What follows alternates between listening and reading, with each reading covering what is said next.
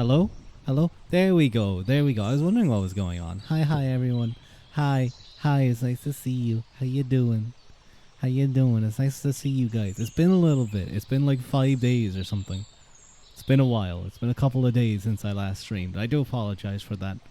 It's just I was busy. I had to travel. I had to go for a little bit of traveling. And unfortunately I'm gonna have to be away again next week. So like happy midnight. It's not midnight yet. It's only 11 a.m. It'll be midnight in about an hour. In about an hour's time it will be midnight. You were checking out the ASMR channel from last time, you know, the one with the pretty hands. Goddamn. Only got gayer since then.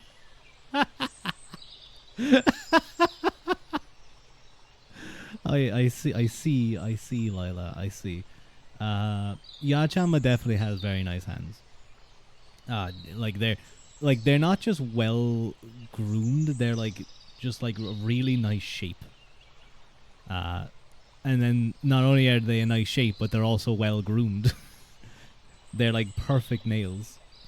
Like everything about those hands are like the perfect hands. Oh my lord.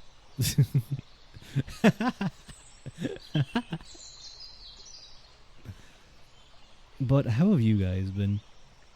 What have you guys been up to? You guys had a nice few days, a nice week. I had a busy week. It was kind of a tiring week. There was traveling and there was learning and there was me half falling asleep at a desk. It was pretty rough. And I'm not gonna lie, I actually really struggled to get to sleep. Now, one of the days I struggled to get to sleep was kind of may have been self-imposed. I may have watched like 10 hours of Star Wars content. I may have watched like 10 hours of Star Wars like essay videos, because who doesn't like long essay videos? Unpaid labor with friends on the project car till 4 a.m. Oh my god. Lila, you're like one of those like guys back in the 50s who have, oh no, like 60s, like 60s, 70s, and they have their like cool hot rod car in the shed and they like work on it. Or you're like an old like 40-year-old who's going through a midlife crisis and they have to work on that car that was their dream car as a teenager. Either one. I think you should go with the first one though. That's probably a better option. Hello, Sunshine. Hi, Sunshine. It's nice to see you. Hopefully not in your midlife crisis. I think you're in your midlife crisis. Don't look out for 38. Look out for 38, Lila. Hi, Sunshine. Whenever I see your name, it always pops into my head. You are my sunshine, my only sunshine. You make me happy when skies are grey. You'll never know, dear, how much I love you. Please don't take my sunshine away. It's such a pretty song. It's both a pretty song and there's also some areas that are kind of like really makes you think. Thank you for the stretch and the hydrate. You're so pretty, gay. It's so warm. It is really warm. It's really warm. It's like, the thing is that, well, it was warm. No, it's not. Is it warm today? It's kind of warm in around here, I guess, because I have things going fast. It's like, I think it's just my room or the forest is like kind of warm just because the air isn't flowing. There's no air blowing, but it's not warm really. It's not warm really. It's like a little bit sticky though. 35 degrees in Germany. Oh my god, 35 degrees. No, fuck that. No, absolutely not. That sounds horrible. That sounds disgusting. I would leave. I would leave the country if I was facing 35 degrees. Like, unironically, if I heard that Ireland was going to be getting hit by like a 35 plus degree thing, I would book a plane somewhere where it's warmer. I'd go, you know what? Nope, I'm going somewhere else. I'm going to cool down. I'm going to stay cool. I'm going to go to Italy and go up to the Alps, where even though it will be warm, there'll still be snow and I can just lie in the snow and be happy. I would love if you had like just a body-sized freezer, but it's like a walk-in freezer. You know, it's like a the opposite of a sun tanning bed, if that makes sense. A, basically a freezer, but like something that you walk in and it just immediately gets nice and cool. 34 degrees in France was actually quite nice. Was it? Maybe there. I would have thought that it would have been sticky there as well. I would have thought. Well, were you by the coast though, Lancelot? Were you by the coast? That might have mattered. Because I feel like 34 degrees in like Paris would not be nice. But I don't like the heat. I'm not a fan of the heat in general. I don't like the heat. We have the bitchy climate. We are usually wet over here, so when warm, then real warm. Yeah. It's kind of the same with Ireland, although we don't really get like extreme heat or extreme cold, but we do have an oddly, I think I mentioned this before, our sun can get quite strong.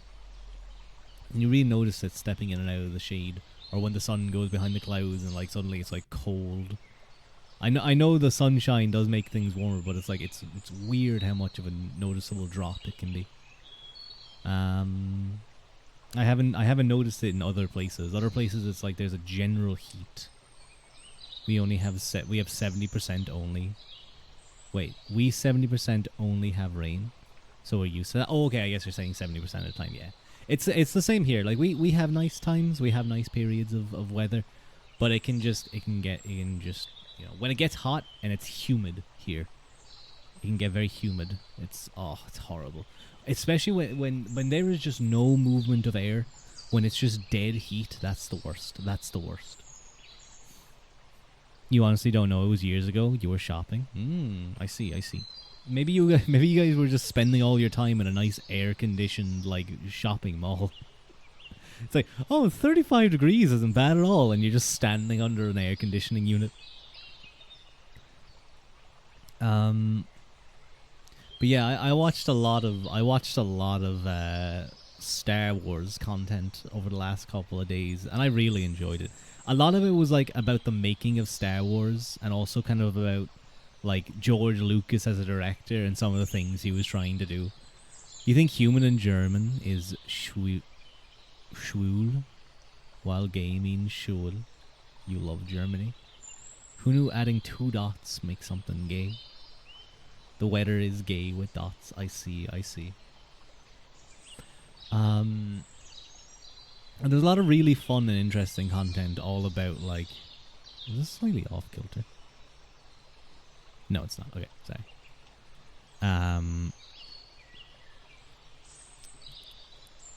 There it is, rain. Told you. Oh, I hope it helps cool down. I hope it helps cool down things a little bit. You can just stand outside in the rain and be like, be happy. But yeah, there was a lot of interesting videos all about like George Lucas and his directing style, and like especially stuff to do with like visual work. His visual stuff, like the video I was watching was showing like loads of stuff around like repetition throughout the whole movie series, like the prequel trilogy and the original trilogy. And like there's so much repetition, but not in like a bad way. It's not like, they're just doing the same thing. It's not like episode 7, which is just a copy of episode 4. Literally, it is the same story, the exact same thing.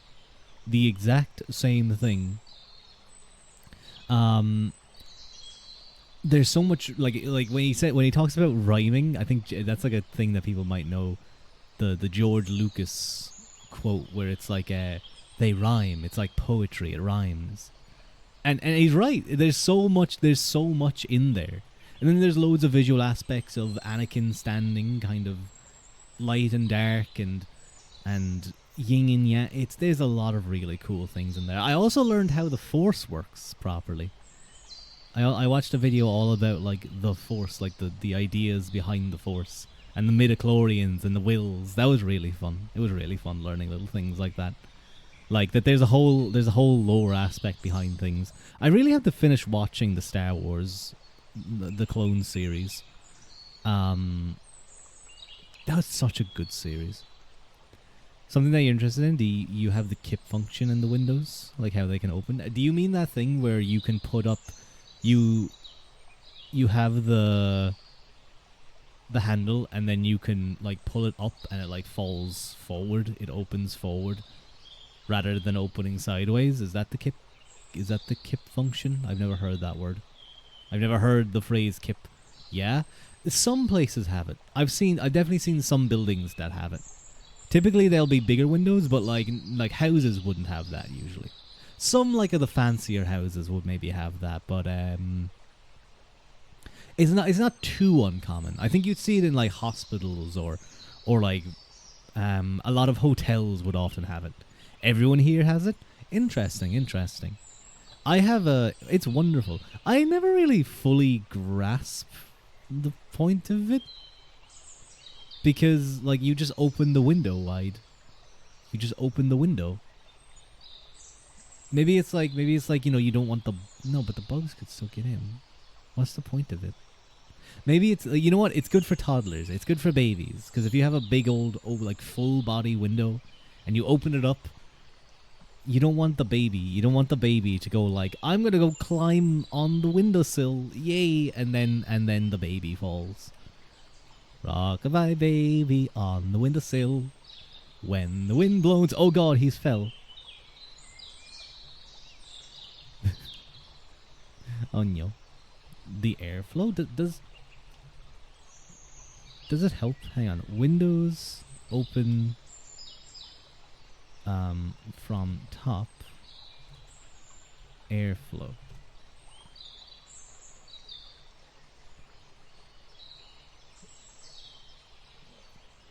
Oh, so yeah, while making it impossible for children or pets to fall out. I see. Warm air rises and can be exhausted through the top, opening air, while cooler air enters from the bottom, creating a natural airflow. I see. Ah, yeah. I see. I hadn't thought about that. Although my window is like half a body height. Mine is kind of like a fire escape. Mine's kind of like a fire escape. You still need to. It's not a fire escape, but like you could jump down. You could like hang there and drop. You'd probably break an ankle, but an ankle's better than fire. And if needs be, if you hung there, you'd probably just have like a sore sprained ankle at most. No, Pip, don't poke me. Stop it. No. Dodge, dip, duck, dodge, dive. Hi Pip. Hi, it's nice to see you. You can also jump onto the wall, but it's a little bit awkward to jump onto the wall, but you definitely could. At the very least, you could use it to like soften your fall. Although it's still a concrete wall, but like you could jump and you kind of grab it and then just hold and then drop down. But hopefully we never have to do that. Pokes. I know you pokes. I know you Pip. You like poking. Oh, by the way, you guys should check out Daya's new video. Where he reviewed Miranda. Miranda. What? Marina's new album, like live. He did it as a Twitch stream and then he edited it down into like a 40-minute video. It's really cool. You just woke up from a nap. Can't stay long because you're going to a special event. Ooh, Pip. Do I get to know what the special event is? If it's secret, that's okay. That's okay, but it would be cool to know. I'd like to know. Special event? That sounds so secretive. It sounds so secretive, so like you're gonna become a wizard. Maybe you're like a coven. Your witch's coven. Excuse me. Today your Audi A3 got his 200,000 km full. Congrats. You should throw him a present. You should give him a present. Wedding is all you can say? Aw, yay, aw. Yay, oh wait, was that when you were... Wait, no, I think that happened like ages ago. But I remember you were like showing off dresses and you were like, does this dress look good for a wedding? Is that wedding? Because that was a long time ago, I feel like. Well, not long ago, but like a good while back. But I remember whatever dress it was like a black dress. I think it looked very nice. My tracking feels a little bit off. Probably just pointed down. Gothic. got got his present. Full tank, new oil, new tires, a lot of new stuff. Very nice, Lila. I'm glad to hear that. That's a very happy, well looked after car. Yeah, that was for this event. Ooh, fun. I hope it goes well. I hope you enjoy, Pip. Don't get too drunk. You think you put 12k into that car? I see. Very nice. That's a lot of money to put into a car. I'd like to put 12k into a PC and just have the best of PCs. And then it would blow up like a week later, and it would be so over. But at least for like that time, I'd have an amazing PC. What's your PC like now? It's still like pretty good. I do just have the issues from time to time where the pump just decides like, nah, I don't want to do anything. Nah, I'm good. No, I don't want to work. I'm kind of like I'm not even the one thing I want is I want to maybe move to a full case, so I can put my pump at the top and have like the exhaust at the top and stuff. I don't know much about cars, so 170 HP 7-liter engine. I'm not like, I wouldn't know anything about that, but I think it's a pretty good PC. I have to say, all things considered. It's a what does it have again? It has a 12700K RTX 3080, 32 gigabytes of RAM at like it's like 4000. I can actually check this right now. I can check my my memory. 5200 MT per second. It's got the lights and stuff. It does have a bit of lights. It does have a little bit of lights. But like it can handle stuff. It can run things well. It's just sometimes it gets a little bit hot. It likes running a little bit hot, a little bit too hot at times. And I really think that I really feel like my cooler should be doing a better job, but it's not. But I do want to go to a full case sometime soon. I just need to look at dimensions and stuff. I'm thinking of maybe going for like a Corsair. I think it's a 7000D. I think it's called. We all run a bit hot around Rue. Your PC, you think, is 3K, and only that lights up. Only thing that lights up is your mouse. I see. How much was mine? Mine was about 2,500, 600. Yeah, it was something like that. This was unfortunately like a little bit before the you hate flashy stuff. I like the colors. I like the pretty colors. It's nice in like when you don't have the lights on, and you're just playing and you're just gaming and you just have like the lights around. It's nice. I like that. I like it. But no, it's a good PC. It's done me well. But I definitely want to upgrade, and well, I want to go to a new case just because of temperature reasons, and I want to do like, I'd love to get one of the new top of the line Arctic coolers, the third generation, whatever they're called. Because I know they released like a version 3 of their stuff. I'd try go for a 360 thing. The most important thing is that it works. Yeah, that's true. It's just sometimes when I'm playing certain games, like I can really feel the heat, really feel it. And then sometimes, I've had issues before where like it's like CPU temperature warnings, CPU not good. And then I very panically hold down the power button and pray that nothing breaks. But yeah, it's done me well. It does its job. It does its job very well. I still remember that time I was like playing Baldur's Gate, and someone came in and they were like, "This is the best I've ever seen Baldur's Gate on a stream." Like two streams later, Baldur's Gate crashed, and my PC blue screen for the first time, and I got very scared. But if I remember, it was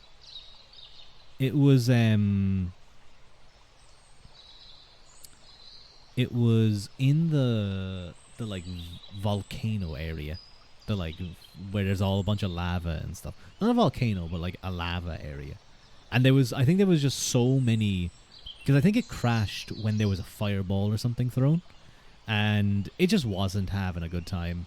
It was running hot. It was trying to stream the Grimforge. Yeah, I think that was it.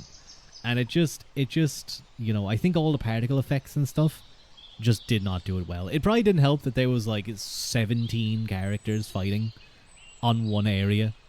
So yeah, I think something clearly just went, and then it was really bad for a while. But then I took it out. I cleaned some stuff up. No, not like 17. There was one, two, three. There was like all those guys. No, there was way more. Sorry, because there was like 5 of us, and then there was like 10 enemies, and then like a bunch of slave guys, and then I think another pack came. Oh yeah, I remember. I remember actually that the first time I did it, I like won the first time, but I had to redo the fight, which caused the crash, and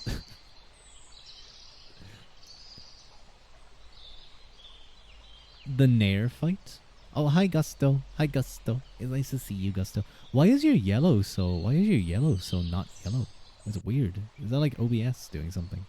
It's like a very faded yellow. I remember I called in during the fight because there was a lot of them. I was like, oh god, I'm scared. So I called in the ogres, and the ogres won. I was like, oh yes. But then the fight kept going, and then they killed the slaves. They killed the little dwarves. Not dwarves, the halflings, or whatever the fuck they were, the gnomes. I think they were gnomes. They started smashing the gnomes, and I was like, oh no. Oh no, this isn't good. Oh, I shouldn't have called them in. So I had to redo it, and then it crashed on the redo. And then I was very sad for a few days. The new exhaust waits outside. Nice. It sounds like it's coming together. It sounds like it's coming together. But yeah, no issue. I remember like 2 days later it died playing another game, like a very easy game to run, and I got very scared. But then everything just seems to work. And it's just like every now and again. Every now and again it struggles. But you know what? I've been playing a lot of Morrowind. I've been playing a lot of... Thank you for the head pat, Lila. I've been playing a lot of Morrowind, so like it doesn't have to worry. It doesn't have to scream about things. God, I remember when I first was trying to like play Morrowind. Well, when I was trying to get all the mods that was like being suggested set up for like a first playthrough, it was rough trying to figure out how to mod that game. But I kind of figured it out after a while, and it's actually not too hard. It's just a little bit awkward to versus modding other games where it's like I go on the Steam page, I click the button, it downloads the mod, and the mod works. Or I go download the mod and I drop it in the mod folder, and it works. This had me going to like certain files. You gotta go to sleep. Good night, Lila. Have a nice sleep. Night, nee. I hope your car goes well.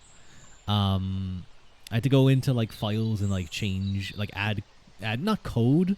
Well, like it's kind of code. It's just stuff that like points towards things. It just mounts the mod for the file to run it. But it looks really good, I have to say. I have to say for like a very old game in comparison to how it looked, like I got like a HD graphic pack, and it doesn't like it's still an old game. It's still Morrowind, but it looks great. And I've been really enjoying Morrowind. I've actually recently bumped up the difficulty on my character because I'm kind of like kicking the shit out of everything. I have to say, you need to play Baldur's Gate 3 again. I really need to finish my playthrough. I never did, but like, it's kind of hard to get back into it, you know? It's kind of hard to get back into it. But I'm playing a Redguard who uses the longsword, and I have this sword called Umbra. You never finished? No, I just never did it. I never went back to it for some reason. I think I just got distracted. But yeah, Redguard with longsword slaps because they automatically start really good at longsword, and then I had it as a major skill, and like I've just been running longsword all the time. I want to do an Argonian though. I want to do an Argonian. You were in Act 3 too. Yeah. So I'm like near the end, or at least close to it. Once you're out of it, it's hard to get back in.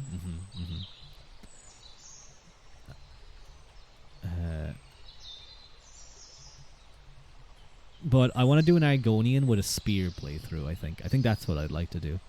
I want to do like an Argonian, light armor Argonian, spear. Yeah, light armored Argonian, spear. Maybe like conjuration or something. I don't know. I'd figure something out. Figure out something. And I might do like a with a Morag Tang. Maybe like the Dark. I don't know how I get to the Dark Brotherhood quests in there. There's so many different like factions and stuff. It's actually really cool. It's really cool, I have to say. But I mainly want to be an Argonian for you have like 4 playthroughs in Act 3 you need to go back and finish. Dude, I imagine it's just almost burnout. Like, you've done so much at that point. It's like, oh, okay, I want to do something else. And then you go back and you play the same stuff, but you do it differently. But I mainly because of a single meme, and that's the AI voice for Dagot Ur. The Nerevarine is an Argonian. I love it so much. I love it so much. It's like my favorite thing. Come, Nerevar, come. Friend or traitor, come. Look upon the... Oh, I'm sorry. I didn't realize you were an Argonian. No, it's not a problem. I was just expecting a dark elf. No, it's not because I think they're more capable or anything. It's just... No, dude, I don't have any issue with you being a reptile. Some of my best slaves were Argonian. Alright, that came out wrong. It's so funny. I have to say, AI voice for Dagot Ur is perfect. Like I know there's like a thing. I know there's a thing about using voice actors' work. But like, if they're never going to be doing stuff and they have a certain character. Oh my god, it's Rua. Oh my god, that's what he looks like with clothes on. So cool, melts. Oh no, Billy. No. Your friend is playing just for that. In Baldur's Gate 3, that is, you... How many people start a new game without finishing the previous one? You have like 10. That's the thing. Like, I think you definitely would play through it, and you wouldn't do like full runs. It's definitely a game that you would often restart and you try different things. But you should definitely do at least one full playthrough to see what the hell happens. But I've gotten into Morrowind through Patrician TV's videos. He has like a, what is it again? It's like a 10-hour breakdown. No, I think it's 9 hours for Morrowind. It's like a 9-hour review of Morrowind. He has a 12-hour review for Oblivion. And he has a 24-hour review for Skyrim. Wait, is it 20? It might be 20 hours. Hang on, let me check. Patrician TV. Is it 20 hours or is it 24 hours? 20 hours. It's a 20-hour thing. I've watched all 3. I've watched the Skyrim one like twice. They're good reviews. They're great like background noise, but it's also just it's enjoyable listening to it. He's obviously critical. He thinks Morrowind is like one of the best games ever made, and he's very critical of the direction that Bethesda took the Elder Scrolls game and just their role playing games in general. And obviously it kind of hurts because a lot of his critiques are right when it comes to Skyrim. Playing Morrowind, I see like how much you could do. I'm just not like knowledgeable in Morrowind to do it fully, but like I could definitely imagine like this game in today would be incredible if like you had that, and how fleshed out they could do things will be amazing. But Skyrim was still my first Elder Scrolls game, and it'll always have it'll always have a place in my heart. It'll always have a place in my heart. And no matter how much I can acknowledge that, you know, it's definitely rough, there's definitely aspects missing from the role playing. Delphine, how much I can acknowledge that Delphine is a bitch, it'll always have that special place in my heart as the first Elder Scrolls game that I played. I kind of want to give Daggerheart a try, but I don't know. I definitely want to play Oblivion. I never played Oblivion, but I've been watching Regulus play it, and it looks fun. Oh, it looks like there's a lot of Daedric gates to deal with. I don't know with that one. There's definitely a lot of aspects of Morrowind that aren't explained, though, and like are kind of tricky at the beginning. And oh my god, you move so slowly at the beginning. You move so slowly. I finally like started to move fast in that game, but even still, even like at the beginning, it's rough because you either have walk speed or you have slightly faster than walk speed. Big Chumbusis. Hello, Big Chum. How you doing? I'm just talking about Morrowind. You know what? I'd love to do like a reading stream but like reading about Skyrim lore. Not it doesn't even have to be lore, like reading. It could be like reading the books of Skyrim, or it could be reading about Skyrim, like not Skyrim, sorry, Elder Scrolls lore. Definitely didn't cheat on a few assignments. I see. I'm glad you didn't cheat on a few assignments. Good job. I'm sure you're not closing ChatGPT in the background after asking it to write some stuff. I never had that. I don't even know if I would do that. I'd probably use it to rewrite stuff if I was, but like I was quite good. I've been quite good at writing things. It's very interesting. You done that before, but you were desperate. I see. just trying to get it over the line. That is something I do worry about, like the people coming through now, like the students coming through now from a young age. Like how much are they going to rely on ChatGPT? Like how ill prepared could some of them end up being? I think it will just have to go back to like either they're going to have a lot of stuff in place. They're going to have to really reduce the amount of like coursework that counts towards grades, which is something that they've been moving towards. They've been moving towards trying to have more stuff count towards your final grade. You have projects, you have essays, you have like during the year stuff that counts towards your grades rather than one big exam. But now it seems like they're going to have to move back to that, because if they give people access, they don't give people, but they have access to ChatGPT, it's really good at certain stuff, and it's only going to get better. I gave it like a mini case study. So the way my exams work now is rather than it being like here's the situation and here's the specific questions of like, oh, do this and that. It's rather the questions are embedded in the stuff, like in the case study.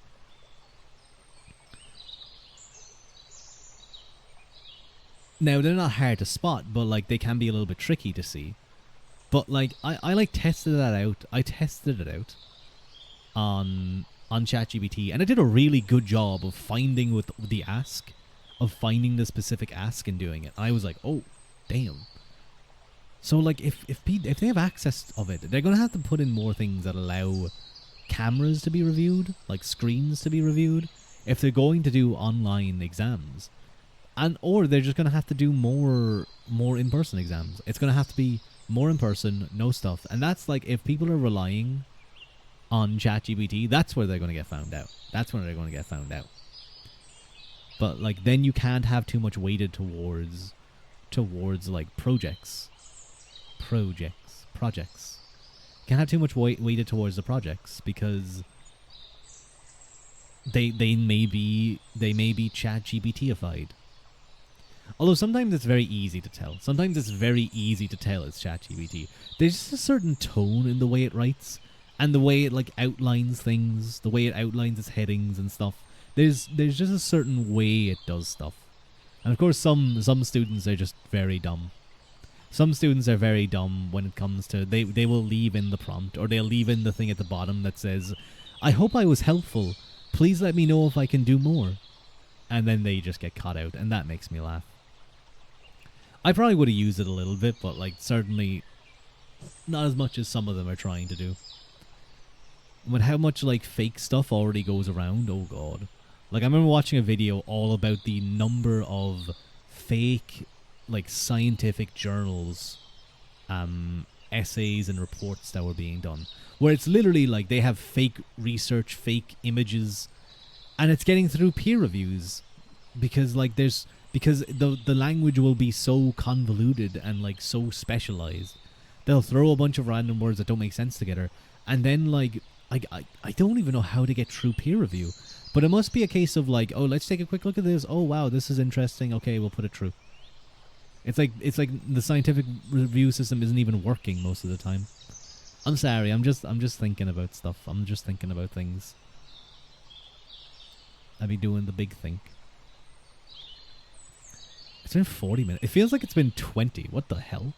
It feels like it's been 20 minutes. I've just been yapping. I do apologize as well that it's kind of a late stream. I suppose I should say this. But it will. You've also used the magic of yes and in conversations. Hello, 3636 call. Thank you so much for the follow. Welcome in. Welcome in. You also use the magic of yes and in conversations. Oh, is that yes and? Oh, wait. I feel like I'm dumb. I've used the tactic of asking people about themselves. That's a very good. People like talking about themselves. Like I'm a streamer. I like talking. Like that's like I am evidence enough that people like talking about themselves and like going for a ramble. So if you just ask people questions, like they think you're so cool. Don't let a theater kid cheat. We will pretend to be smart in peer reviews and videos.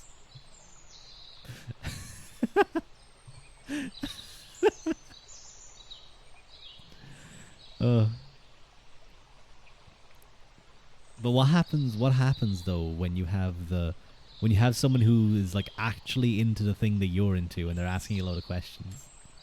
There you kind of just have to be like, oh yeah, that's really interesting. What about what did you say earlier about this thing? Could you one of my thoughts on bagels, like, no, bad. You're scamming me out of more bread or bagel. There's a hole in the middle of the bagel. Where's the hole? Where is that? I think they're dumb. Unless you're like trying to lose weight and you're trying to cut down on how much you're eating, then I suppose bagels could be useful because they have less stuff. But I don't know. I think bagels are gimmicks.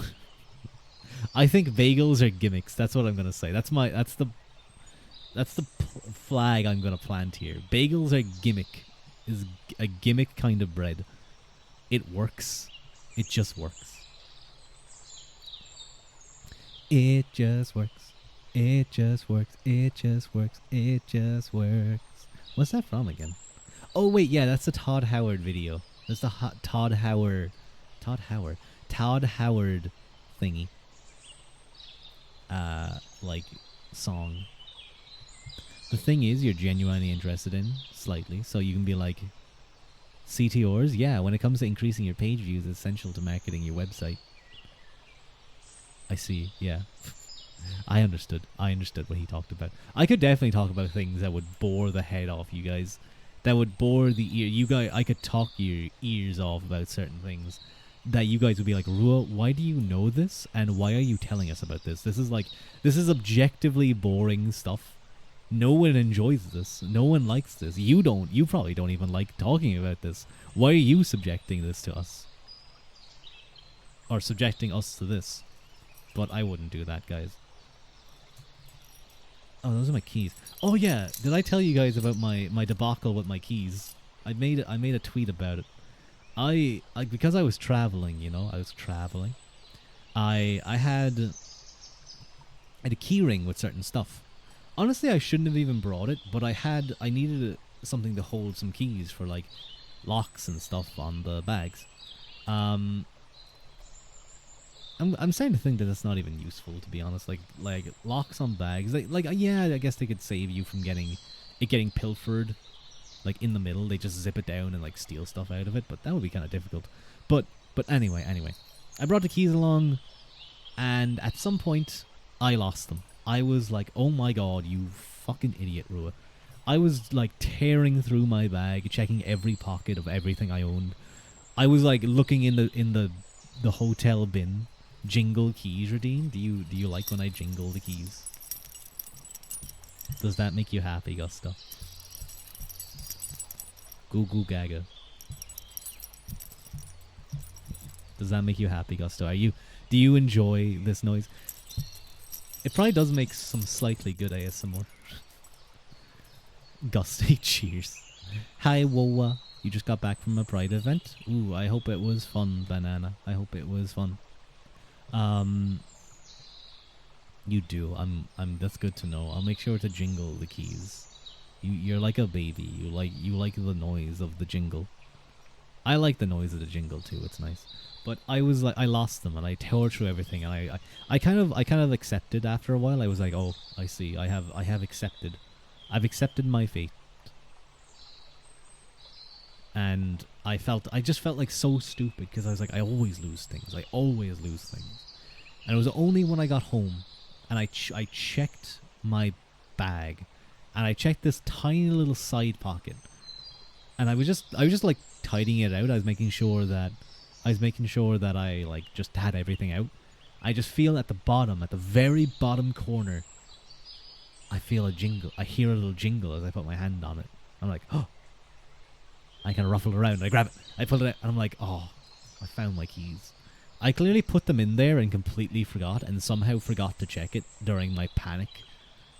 But then I felt really smart. I was like, oh, of course I'd never lose my keys. I'd always put them somewhere safe. It was so smart of me to put them here where they're safe, rather than somewhere where I could lose them. I'm so smart. While for the past like whole day, I felt like an idiot. I felt like a big dum dum. That's a wonderful feeling. Yeah, yeah. It's not. I completely forgot where my keys were. I was so good at protecting them that it fooled even me. Yeah. It's like when you. I remember. I thought Regulus was gonna do that to us during our D&D game. I like hid the cart and I hid it really well. And then we were looking for the cart and he was like, I don't know, where did you guys put it? I was like, no, Regu, please don't make me search. None of us are going to be able to get this. The relief overpowers anything else. It really does. It really does. It's like when you drop your phone and it bounces kind of hard and you pick it up and it's not broken. You're like, oh. Oof. I feel like screen protectors have gotten very good. It was, you brought your cat and he got to meet ferrets. Ooh, I hope the ferrets were nice. Your cat also got to pet a mermaid. What the hell is going on at pride parades? Why do you guys have mermaids?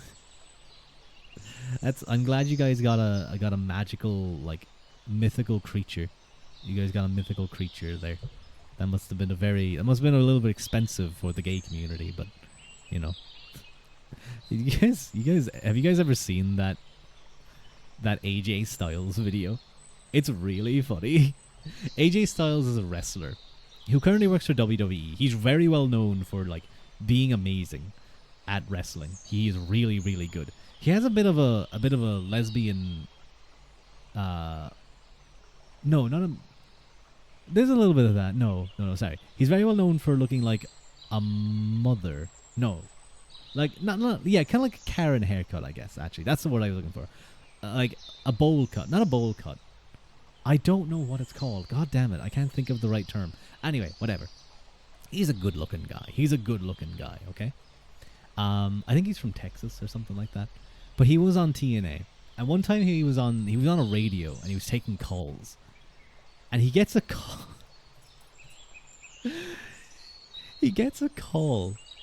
I think he grew up in quite a conservative household. But he gets a call from a viewer of TNA and they're like, hey AJ, yeah, like, oh yeah, hey, nice to meet you. What's your question? He's like, you know, you gotta. I was wondering what your following, what your thoughts are on your big following in the gay community.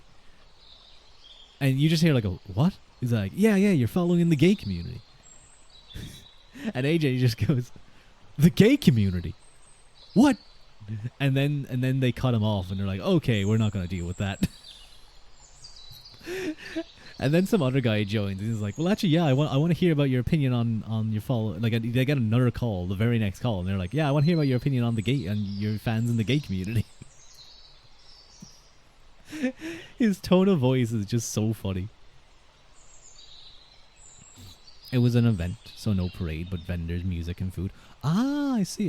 Very fun. Drag queens and kings. I see. I went to a drag show once. They were quite funny. I have to say. I think they were a couple as well. There was a big guy, like a little bit chubby. And then there was a very petite guy, like very skinny, and it was very funny. They were like a buddy cop drag show. It's kind of the feeling I got there. But I think they were actually in like a relationship. It was fun. It was a fun show, though. Every day is a drag show for a queen like you. Good for you, Crabra. Good for you. But yeah, maybe that could be fun. Maybe that could be fun. Um, a Morrowind lore video, or not video, like stream, where I read like stories from Morrowind. I will say, you know what? I'm gonna really quickly show you guys this. I'm gonna go over to the gaming screen. Okay.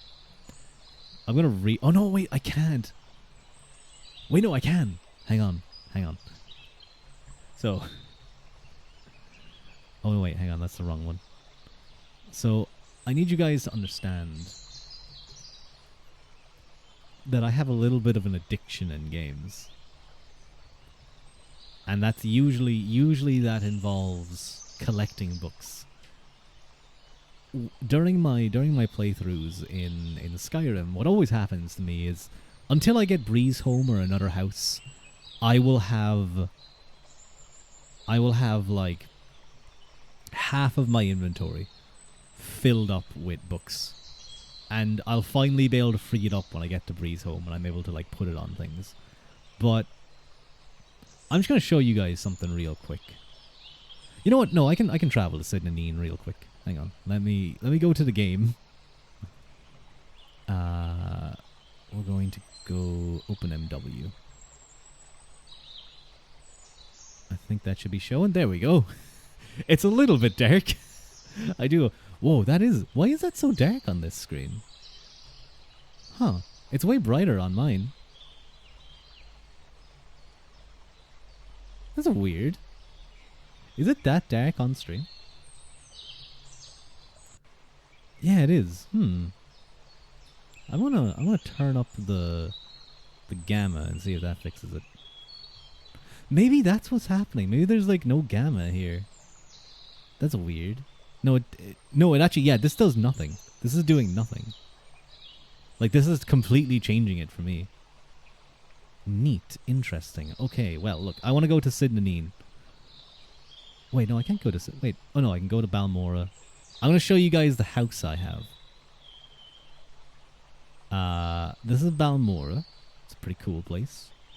I've been playing a lot of it. How many hours have I been playing? I'm on 36 hours. Okay. This is how much of the map I've explored. All of those, you guys can see that, I'm pretty sure. All of these, you cannot sleep. I see. This is my guy, by the way. This is Kai Al Ghislaine. He's named, Kai is his name, and then Al, like, descendant of, or like from Ghislaine, which is a city in Hammerfell. But like the areas where like it's uncovered map is like the areas that I've been. Hang on, you know what? I'm gonna real quick do a filter here because I don't think you guys can actually see this very well. Chroma color correction. You're about to drive on the autobahn full speed. Please be careful. I might be able to up it. Contrast. If I up the contrast, that might make it a little bit better. Oh yeah, that's way better. There we go. Now you guys can actually see the game. I'll turn that down later. I'll get rid of that filter. But like, I've been playing for 38 hours or so. And this is all I've discovered. This is all I've done. Now, this is along the main roads. But like, there is so much in this game. What's the Autobahn? The Autobahn is like the German word for highway. Anyway, I want to show you guys Sidnaneen real quick. We make special trip just for you. By the way, like, this is walking speed in this game. This is like how fast you're expected to go. At the beginning, when you run, if you don't have high athletics, you're going to move slightly faster than this at the beginning of the game. But then you start getting way faster. You start being able to like jump and stuff. But this is my book collection. It's not much right now. I kind of need to get a proper house, but there's also 1 2 3 4 5 6 7 1 2 3 4 5 6 7 8 9 But but yeah, this is my book collection. That's a daunting mace I got from a Daedra. But I have a lot of things here. So this book, which is kind of cool. I think that's the Numidian or a Numidium. But yeah, I imagine that like what I'll do is I'll do like a stream where I'll pick out like my favorite books and I'll like lie them on the floor, or I'll have them in my inventory. I'll have like a list of them, and we'll read through it, and we'll like read the really cool histories. Like the Wolf Queen's a pretty good one. The Wolf Queen's a pretty good one. A Game at Dinner is a really good story, actually. A Game at Dinner is a really good story. I also got this Daedric longsword. It's way too heavy though, so I think I carry way too many potions, but my guy is pretty cool. I want to get like a better helm though. That's the only thing. I want to get a better helm. But yeah, I have a lot of books. My guy's pretty good too. He has 100 strength, agility, 100 endurance, like mastered longblade. So yeah, he's pretty strong. Oh, my medium armor is gonna outpace my heavy armor soon. But yeah, I have a lot of books. I'd love to know just how many. They're mainly the like rare books, but even still, doing pretty good. Anyway, sorry. Maybe we'll play Morrowind one day.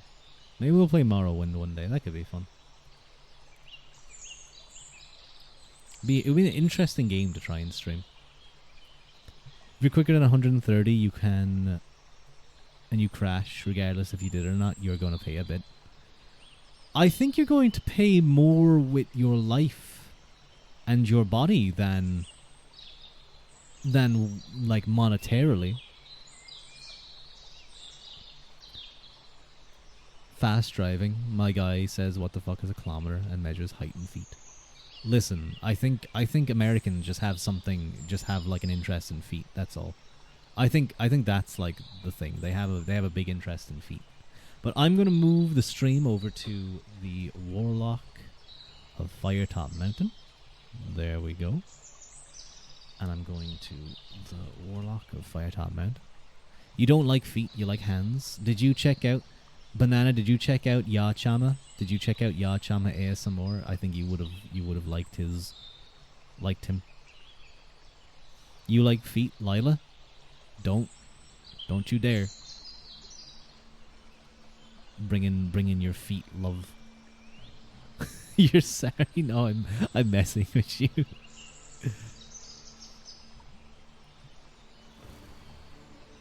Where you're from, people will drive 130 kilometers in a 110 kilometer zone. Yeah, it's dangerous.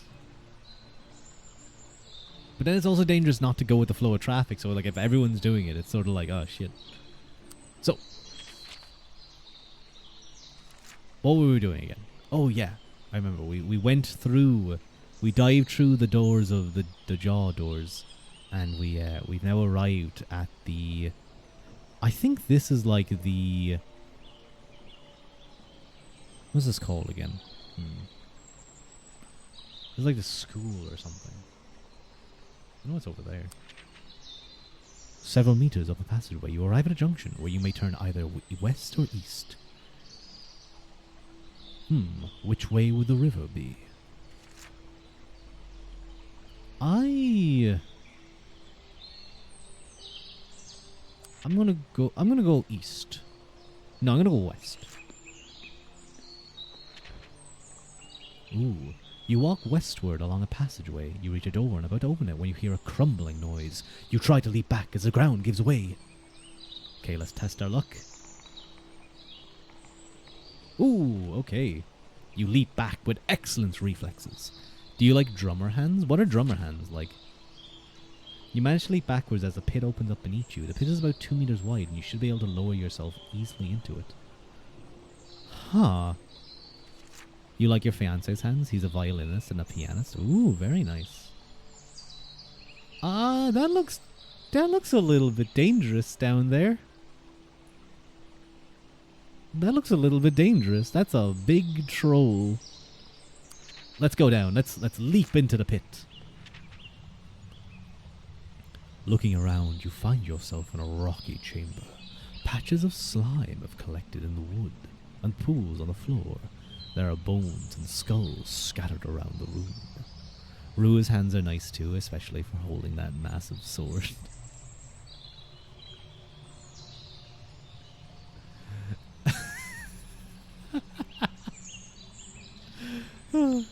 The guy that was flirting with you, he gave you a collar with his name on it. Well, at least he's clear about his kinks, I suppose. You're a little worried about the noise that pit trap has made, but you're even more worried by the grunting you can hear coming from the chamber in the north. Oh shit. Look at him. Ew. Ew. Look at those giant teeth. Feet. Big feet. He's got clown feet. Before you can collect your thoughts, a large, ugly head pokes around the corner and a troll emerges from the darkness. They have a cave troll. I could use a potion of invisibility, or I could fight him, and I'm pretty confident. Let's fight it. Oh, that's not a lot of room. But you don't want to live life as a dog or whatever. That's fair. That's a that's a red flag if you've known him for less than 6 months. Yeah. Oh, I didn't mean to do that. Oh, I even took damage. That's... Regains 1 stamina when moving. That's not good. And he has 8 skill, so it's just a straight roll-off.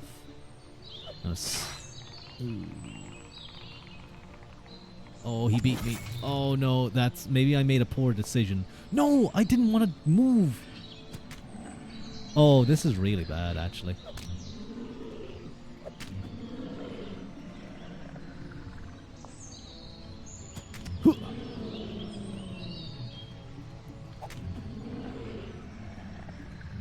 Dodge bolt. Ooh, okay.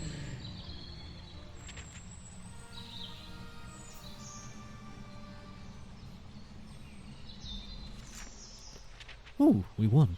With the troll defeated, you can now search the small cave to your right.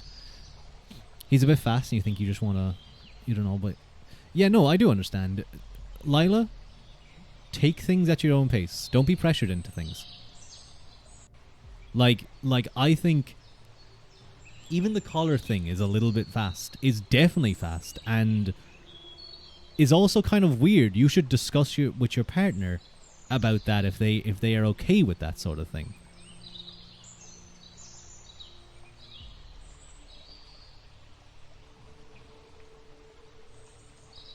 Yeah, no, and yeah, that's like... That's weird, I will say. That is kind of weird.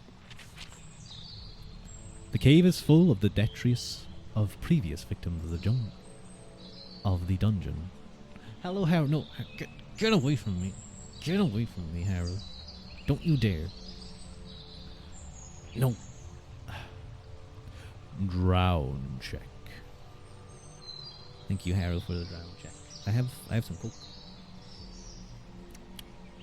There wasn't much coke. There was like a drop. There was like a tiny drop. Yeah, that's a little bit bad. I definitely be careful. It's very fast. It's very fast, and you shouldn't... I also question that did he get that for you? Is that new? Is what I'd be wondering. He's not really even a guy you would date. Yeah, no, yeah. Anyway, gotta go. D&D time. Enjoy, banana. A fairly robust looking rope. I'll take that rope. There might be something else buried deeper. Do you want to search through it? Sure, I'll search through the remains. Wincing, you dig through the remains of the troll's victims. Some things, like bones and skulls, are easy to sift through, but other bits of gunk and muck stick to you like glue. You gag at the awful stench, and you succeed in finding something. Your hand touches a round shape and you pull it out of the grime. It's a glass bottle filled with shining green. A potion of fortune. Ooh. You wipe the worst of the muck from it and put it on your back. Ooh, that's very good, actually. I think that's luck.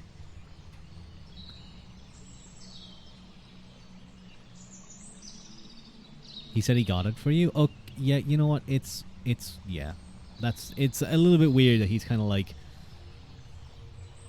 going that fast when you haven't even really been dating much. So, yeah. Just has a stack of collars. That's kind of what I'm thinking. Or like I'm imagining that he has one and he just gives it to whoever he like is interested at that point. He's like, I got it for you, but it's like it was worn by like another person before. Or maybe not even worn, just thrown in his face. You ascend the stairs and they end at a wooden door with rusty hinges. Listening at the door, you can hear some scratching sounds. You have no other choice but to enter. Hopefully this river is in this direction.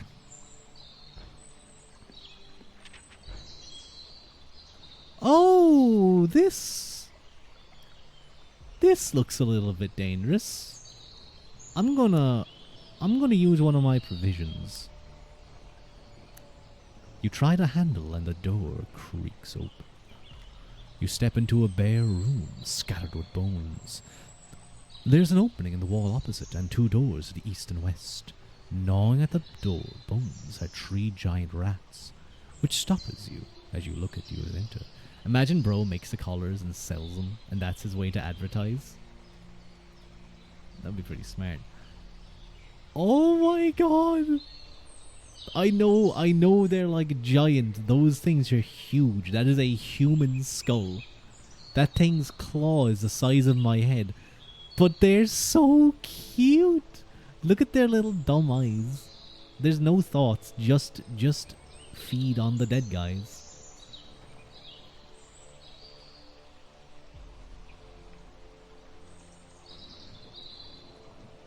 Rats. We love rodents. Rats. We're rats. We're the rats. I'm the giant rat that makes all of the rules. Let's see what kind of fun we can get ourselves into. Wait a minute. I found that cheese. But wait, it's making me fight though. The north opening, which I would assume is that direction. But I could use some cheese. I gotta give the giant rat some cheese. They scramble for it, nipping and scratching each other as they fight. This looks like an opportunity to escape, but the only exit being the north opening. Let's hope that worked. Leaving the rat room, you find... I guess that's the rat room. You find yourself in a rough, hewn antechamber. It appears to be some kind of experiment lab. Tables with assorted vials, flasks, books, and other wizarding paraphernalia litter the room. But what catches your attention is a horrid mess near the middle of the room. An acrid smell catches in your nostrils, and you see a pool of oozing, grotesque goo. Thin wisps of vapor rise from the noxious-smelling vapor, or substance. A chalk outline appears to have been hastily scribbled around the pool, and seems to be acting as a magical barrier between the ooze and the rest of the room. It seems that the goo is the result of some kind of accident, and whoever was here has hastily tried to contain it. I kind of want to examine it more closely. Touch it with something, but what will you use? Your finger, your weapon, or a gold piece? How many gold? I have a lot of gold pieces, and you know what? That would get me down. If I use a gold piece, that'll get me down to 1. Sorry, you talk so much. That's okay. It's okay. Don't worry. Who gives someone a collar with your own name on it? It's funny. Gusto, a scrap of cloth.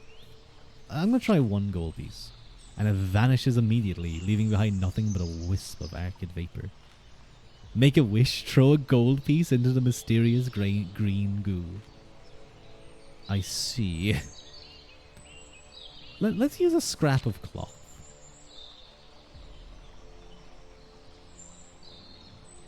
It starts to blacken and dissolve. He uses a laser cutter and reuses the base color.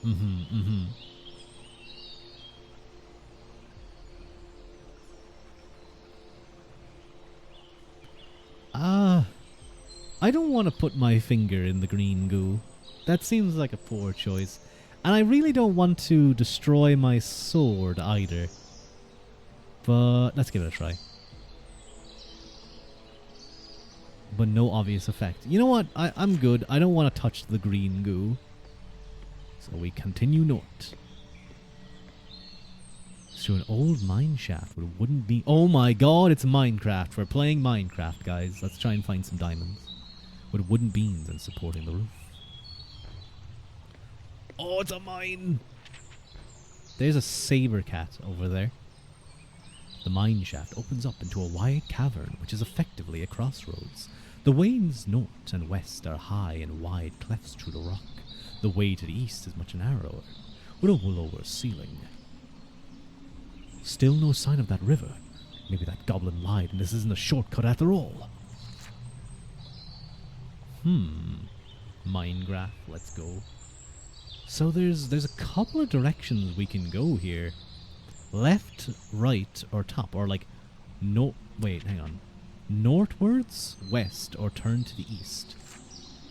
I don't know if it means like this direction is east or is this north. Oh wait, hang on. I need to plug that in.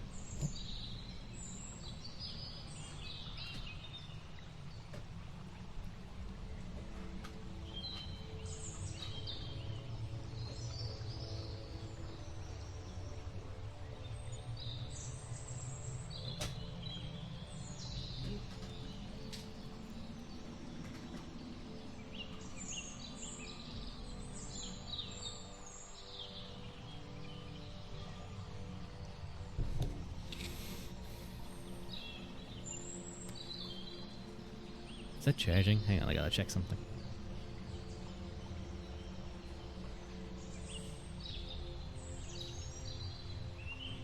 Okay.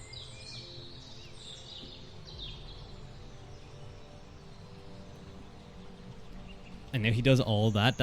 Is that your whole list? Okay, you know what? Yeah, from cuddles to collars, book title. Yeah, you guys, you should write that. Okay, which direction? I want to go... I'm going to go northwards. No.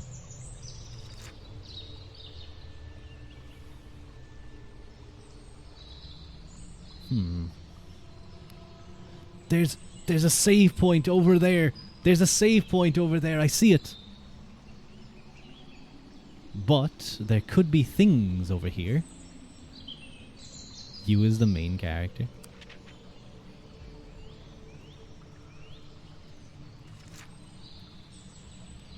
Okay, could we lower the explicitness a little bit, please? Thank you. Oh no, it's not that explicit. It's just a weird conversation. I'm gonna give my final bit. I think it's moving a bit too fast, and if you're not comfortable with it, definitely speak up, and if he gets pushy about it, definitely step away. But it's just kind of a weird topic. So yeah. Thank you. I'm gonna go west. Oh, I went the direction I didn't want to go. What the hell is this? Oh, thank you for the head pat, Haru. As you travel westwards, you are surprised to see light at the end of the tunnel. Before long, you find yourself standing in the cave mouth a third of the way up the mountain. Wait, what? Oh! Before you was a treacherous cliff face. The protruding overhangs and rocky projections might make it possible for a giant to scale the mountainside, but would be a much greater challenge for anyone of a more diminutive stature. Enjoy the view, take in picturesque view of Alanzia. The view is incredible, however. The waters of the Red River sparkle in the sunlight, and you can even make out wisps of smoke rising from the dwarf settlement of Stonebridge, several leagues away to the west. +1 luck. I will rest here, thank you. I will rest. Oh, a fresh portion of provisions, nice. I will sit and rest. Okay, that was pretty useful for me. +1 luck. So unfortunately I only have 9 luck. And I already had 9 unknown, so that did nothing. But okay, western and eastward. Eastern goes up, but there's a puppy over here. That does not look like a puppy. That looks like a saber tooth. That looks like some kind of tiger. Need more luck. Let's go northwards. Let's go to the puppy. Oh. Oh, that's not good. Uh-oh.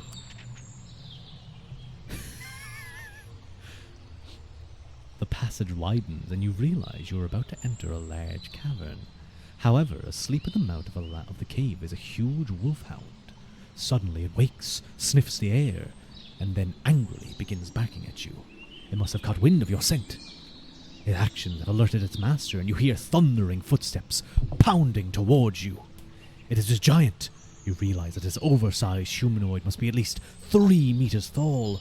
Dressed in a leather tunic, the creature has abandoned his meal to find out what his pet is so excited about. He grabs his huge club and begins to hit you with it. I don't want to know how big his club is. Oh, this... Oh, no. Oh, no. Oh, he has a lot of stamina.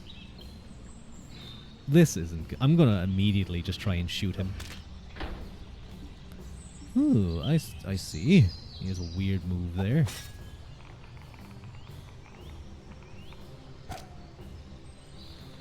That thing has fight. Oh god, this isn't good. I'm going to... I don't really have much of a way to move. You gonna go back to Pretty Hands ASMR? I'm telling you to check it out. No worries, enjoy Yachama. Enjoy Yachama ASMR. I think I go for the giant. He seems like the one that's more dangerous right now.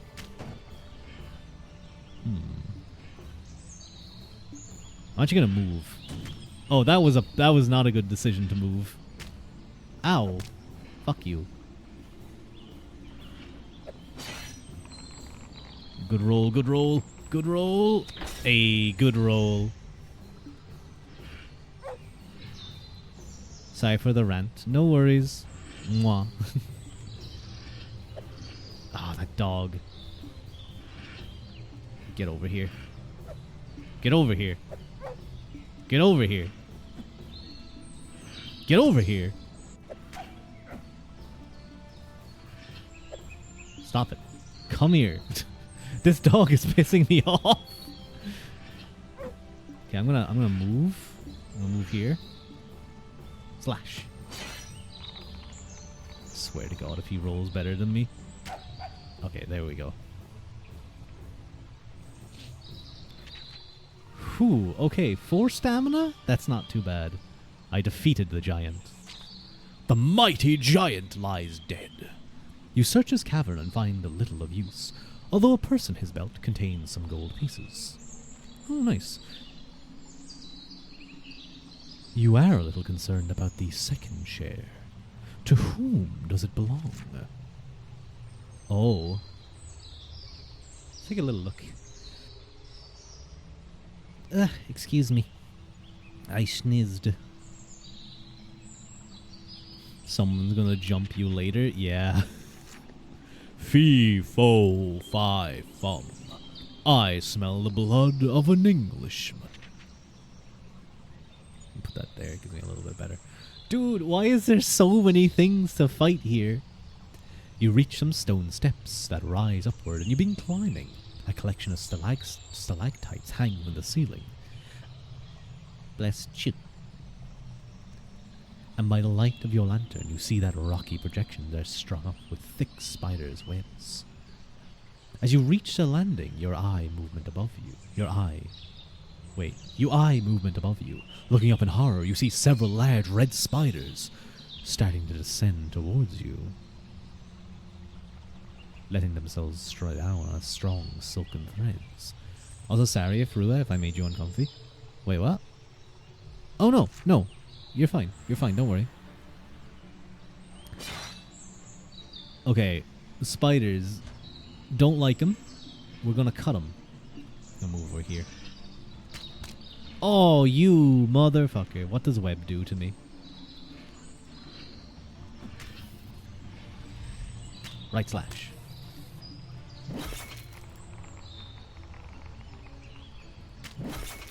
Oh, I lost. That's not good. How did you move backwards, Mr. Spider? That was very impressive. Oh, he did a web. Okay, I've taken a little bit of damage. I've defeated the Firetop spiders. That's good.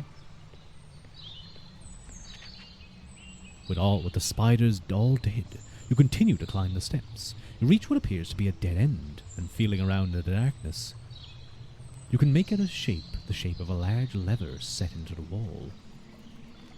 As you trace your fingers along the wall, your keen eye notices faint shafts of light filtering through the rock. It looks as though there's a secret door here.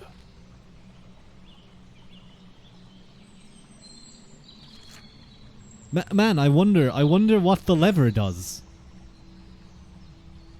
The small fuzzy ones are so cute though. Oh, like the jumping spiders. Spiders are not friends, no. I'm pulling that lever. The lever feels stiff and you need to apply all your strength to pull it down.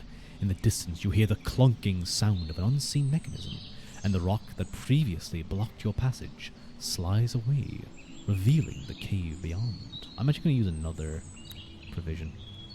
11's a little bit scary. You love spiders in games. You can hear the rushing of water in the distance. To let you become a spider, good shit.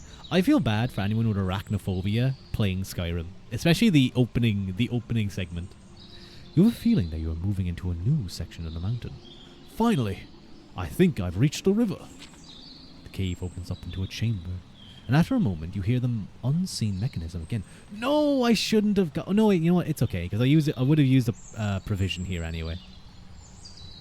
Wait, the chamber is covered in sand, and there are two possible ways out. One leading to what seems to be a cave in the southwest, and a passageway widening to the northeast. Wait, what? I don't see that. Is that passage? I think we go this way. I think we go north. No, because like those spiders are huge in Skyrim. Those spiders are huge. Like imagine, especially in like the Blake Falls Barrow section where a giant spider falls on you. The passage runs northwards, and ahead you can hear the splashing of the underground river. That little bounce is so cute. It's really cool. This is a really cool game. You reach the sound of a wide opening of a riverbank where the water churns as it passes between an unevenly spaced line of rocks that looks like they might reach across to the other side. Wait, can you be a druid beastmaster ranger to have a pet spider and be a spider? Yeah, you could. You'd have to be level... I guess I don't know what levels you'd have to be, but you could definitely do that. You could also then cast like woodland creatures or whatever cast spiders would fall under, and you would have a bunch of spider friends. As you are looking at the underground river, your keen eye notices some subtle movement underneath the sand. Perhaps it was just the wind, but you don't feel a draft. Huh? What does that mean? I'm gonna rest on this bench. Relax a little bit. As you get ready to leave, you notice movement in the sand a couple of meters to your left. The movement becomes turbulent, and you spring to your feet, weapon at the ready. Suddenly, a large, tubular head breaks through the surface, twists around in the air, and picks up your scent. The smooth, segmented body of a giant sandworm rears up and sways in your direction. Holy shit, that looks cool. Oh, that's a big mouth. That is a maw. As Matt would say, as Matthew Mercer would say, it's tootie maw. He loves that word. And so it does, and as it does so, a large orifice with short, spiky teeth opens in what must be its head. Again, there is rumbling underfoot, and two more sandworms emerge from the ground. You must do battle with these creatures. Wait, what? There's 3 of them.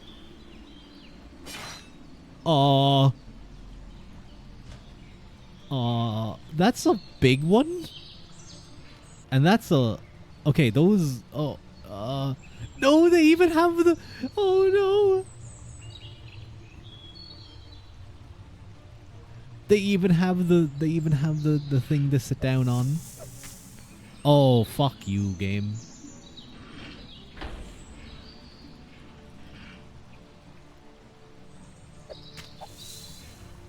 Ooh, that's a lot of stamina. How are you in position to fight 3 sandworms? What do you mean?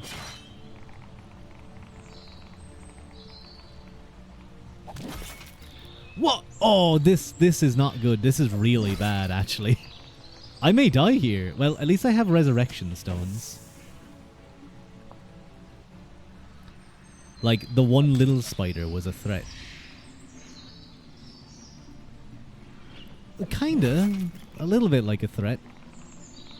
Oh, no. This is really bad because we have the same skill level. So what that means is that every time we do something, it's like the same... I have to do this. It's the same chance that we beat each other. No, this isn't fair. Okay. I just have to keep attacking it and hope I win. That's good. 6 stamina.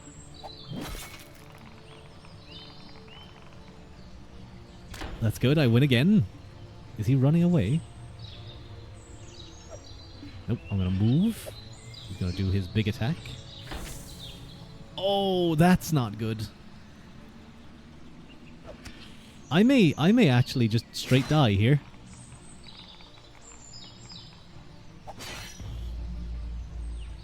Well. Oh dear. It looks like the mountain has claimed yet another... Oh, I forgot I had the bird song on. Thank you. Oh, wait. Oh, that's night sounds. Has claimed yet another victim. Would you like to use a resurrection stone and return Decian Storm to the last resting bench you encountered? Yes, I would like to go from here to here. Like, the same place. Thank you, miss. Thank you, lady.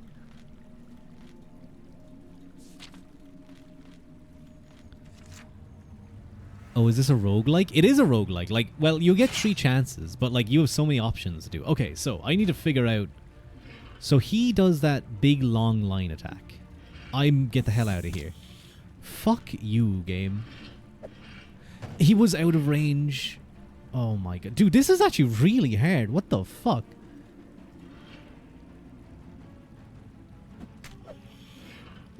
I'm gonna move here. No, he blocked me! He blocked me, you piece of shit!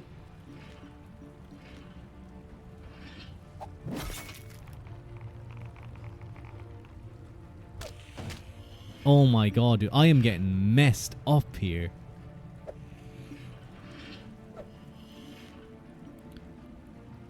Shit. Fuck you. Come on, come on. This is huge. We drew. Get over here. I need to stay away from it when it... Dude, come on. They have such long attacks. Okay, I should... We drew. We drew. Great. Oh, fuck you, game.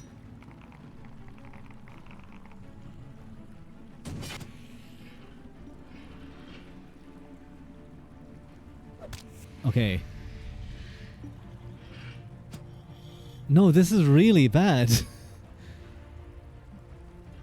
I'm going to take damage here anyway.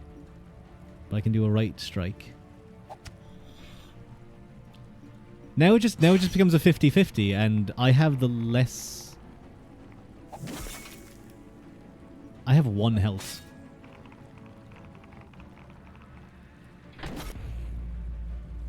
Okay.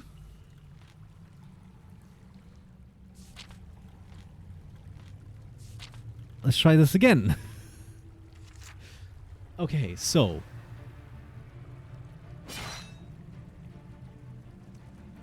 He attacks along a line, 4 squares in front, and then moves.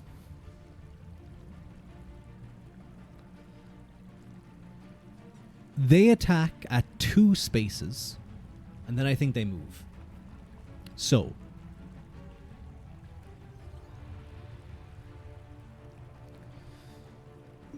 here, here,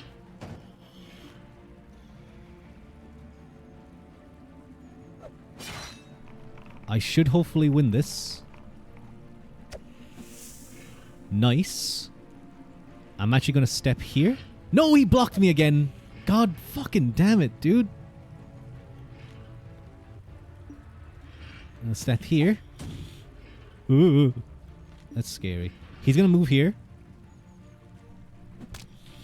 I'm actually going to meet this attack here. That was a poor decision of mine.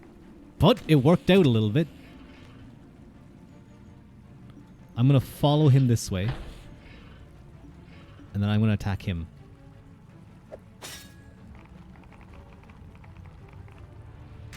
Okay. Alright. What did he do? He did his line attack. So I want to move. I want to move here. And to attack here. He's going to do his line attack. I'm going to move here. He's going to do his square attack. I'm going to move here. He's going to move in this direction. I'm trying to figure out how do I... If I move here, he's going to move, do his attack, do his yeah, so I'll get a free attack. Wait, no! I messed up. I forgot that I couldn't move this direction. He's going to do his line attack now. I'm going to step back. I'm going to try and deal a lot of damage to him. Dodge bolt. Yes! Okay. It took 2 of my resurrection stones, but we did it. Now I'm going to fall into the stream. There appears to be 2 ways in front of you. You can try to cross the river or swim. I'm going to try and cross. I'm feeling lucky. Well, that worked out. Rua Big Brain. Oh, water is flowing over the stones, which just barely breaks the surface. Although the stones are slippery and uneven, your dexterity and balance allows you to easily compensate and make it to the other side. Yeah, so that Decian Storm, one of his traits is dexterous based. Let's climb up onto the beach. Oh god, oh no. You sigh, you give a sigh of relief as you set foot on the opposite bank. But you are not the first to set foot here. You can make out several sets of footsteps on the sandy shore headed towards a wide tunnel opening in the rock in front of you. Let's follow the footsteps. The tunnels lead to a small cave or a dry sandy floor, but what you see there causes you to come to an abrupt halt in surprise. A hole has been dug in the sand and a small chest half pulled from it. However, lying dead to the chest is the body of a dwarf. There appears to be no signs of movement from the hole, but not from the body of the dwarf or the small chest. There appears to be signs of movement, but something larger. However, your keen eye cannot notice anything. There are crude tools covered in blood, iron restraints and assorted other implements strewn about the cave, giving the impression of a primitive jail, out of view of prying eyes. I think I may have just stumbled on Rotgut's private prison. Judging by the blood soaking the sand and the obvious wounds the dwarf has suffered, you assume that he is dead. But who killed him? What do you do first? I want to search the dwarf's body first. He's definitely dead and his body already looted. Oh no. Let's check that chest. The chest is empty. What do you do now? Let's see what else is hidden. Leaning into the hole using only your hands you dig with, you begin to scoop more sand from the pile. It's not long before you feel something hard under the sand, and shifting another handful, you discover a second chest that had been buried under the first. That's really smart, actually. Imagine you were a pirate, okay? Imagine you were a pirate and you had hidden buried treasure. You're like hiding your treasure. Dig a big hole. Put a chest on there. Put your chest of goods in there. And leave your chest there. Put a nice bit of sand over it, like a foot of sand. Put another chest there. And then put more sand on top of that chest. And have like nothing in that chest. Or have like some really basic clothes or something in that chest. It's like, oh no, we didn't discover the chest. Praising the chest open. Burying a body under like a dead cat. Oh, I think I've seen that before. A purse brimming with gold pieces and a potion of strength. Damn, we have a lot of chests. You're not going to do better than a bag of gold and a magical potion. You decide to leave the cave. Damn.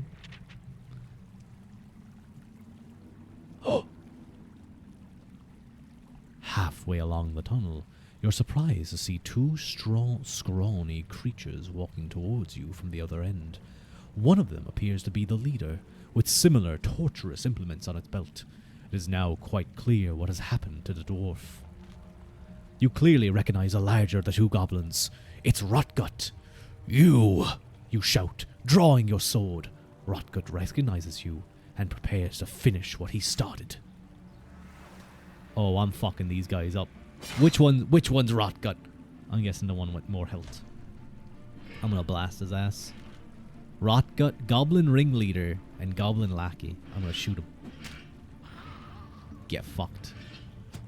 These guys are easy. I dealt with sandworms. You think you're gonna fuck me up? Nah, buddy. Easy game. You defeated the goblins. You thrashed the goblins thoroughly, letting out a cry of rage with each strike. Finally, you decide that Rotgut is dead enough for your satisfaction. You suspect the goblins were responsible for the death of the dwarf, and your suspicions are confirmed when you find a full purse on Rotgut's body. The jailer also has your locket wrapped around his hideous neck. You remove it and carefully wrap it up before putting it in your pack. Losers weepers take back Decian Storm's stolen locket from the goblin jailer. I have avenged my honor and recovered my locket. My quest is complete. Wait, what? Whoa, wait, hold up. Okay, I'm gonna figurine code. Dude, am I gonna get a DM the pretty lady figurine delivered based figurine code. So a portion of it is 215.1. Select my Oriana figurine in the gauntlet to find out how to use it. But now let us return to the adventure. You're thoroughly satisfied with finding your beloved locket. But as you have traveled through the mountain, you've come to realize that Zagor and his minions are very powerful. The immense power that Zagor wields worries you, and you begin to wonder whether you should take advantage of this situation and try and find this evil goblin. Or evil warlock. It will be a risk to carry on, but leaving someone like Zagor in power is dangerous for the whole of Anlansia. What will you do? Swim downstream on a hunt for Zagor, or backtrack and leave the mountain? Well, I think we gotta go for Zagor. The current is strong and takes you downstream. The coldness of the water, I can take it. You are washed alone along through a narrow opening and onto a large cavern with banks on both sides. You find yourself on the south bank of the underground river. It looks like you need to get to the north bank, and there appears to be 4 ways of crossing. Ooh. What does that say?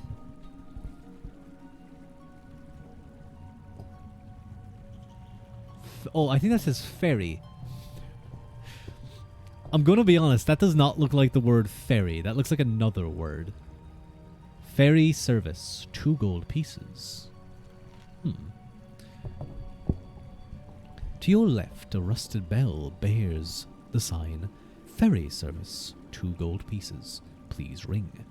There's a small raft in front of you on the bank with a long stick resting beside it. You could punt across the river. A rickety old bridge crosses on the right. If you don't trust any of these, you may swim. I think I'll try and avoid that cold water if I can. I kind of want to use the ferry. That kind of seems cool. I'm gonna ring the bell. The bell gives a dull clang, and after a few moments out of the darkness, you see a withered old man rowing a small boat. He rows slowly across to you, moors the boat, and limps towards you. Steal the boat? No, I'm going to speak to the ferryman. Huh? Excuse me?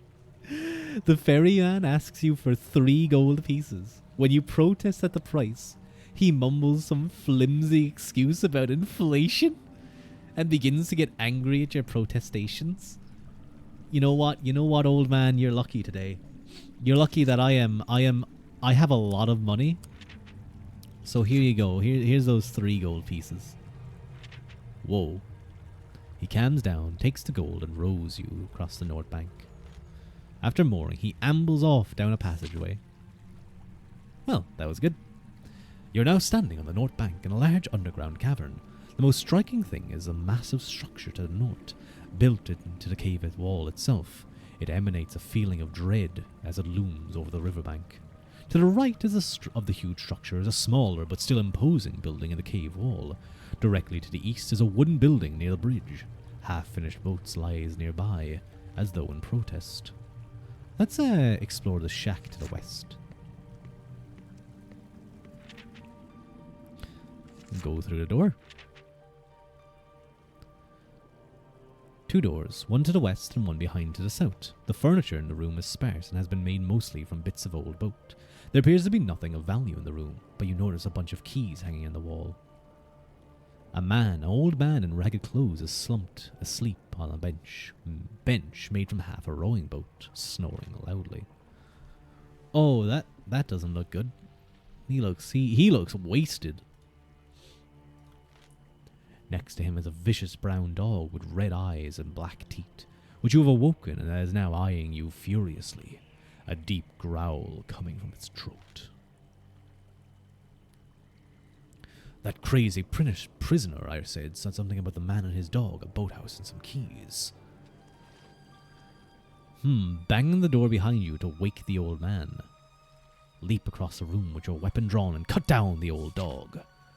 Oh, it's a test of skill. That's not good. Leaps at you, its hideous black teeth are coming straight for your throat. 2 meters from you, a blast of fire shoots from its mouth. Oh god, that's a fire dog. Ooh, you dive out of the way just in time. Avoid the jet streaming of fire towards you.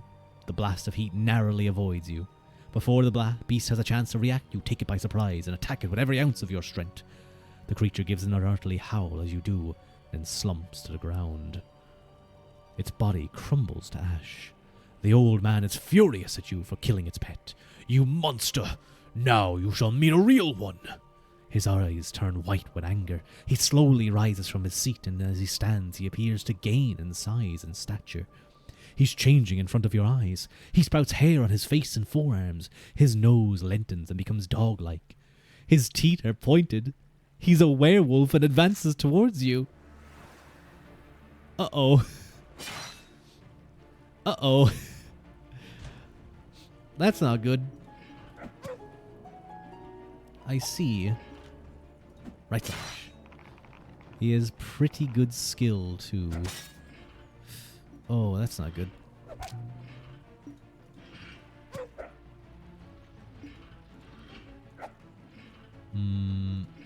think he's gonna do his... Oh no, he didn't do his pressing attack. So he does like this kind of pressing move.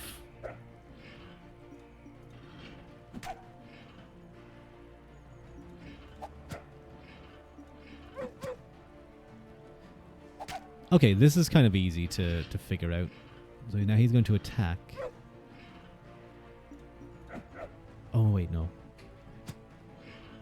Okay, I kind of get it. I kind of get it now. So I think he'd do an attack. There we go. We won. With a sigh of relief, you lean against the shack's wall. You've defeated the werewolf. Whew. Let's take the boathouse key. There's a larder door. A miscellaneous collection of bones and decaying meats. The smell is nauseous. A jar of pickled eggs seems to offer fairly palatable food. I'm going to cheat a little bit. I've played this. I've done this section a little bit. I know that those are not good eggs. Those are not good eggs at all. I'm going to head to the smaller structure.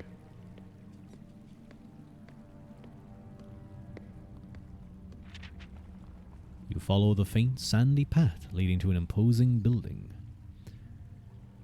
While not as large as the building to the north, it is nevertheless magnificently grand. It towers above you, and you cannot help but wonder how a titan the thing was built. It's the coldest June in your part of the country in 22 years. Damn. We gotta wrap up. It's getting cold for you, Gusto. Leaving open the door, it grinds against the floor and heaving. Entering, you find yourself in an opulently decorated room. You are overwhelmed by the sight of thousands upon thousands of bottles lining the shelves of the room. Fine carved furniture is placed strategically about the chamber. Oh shit! Look who it is!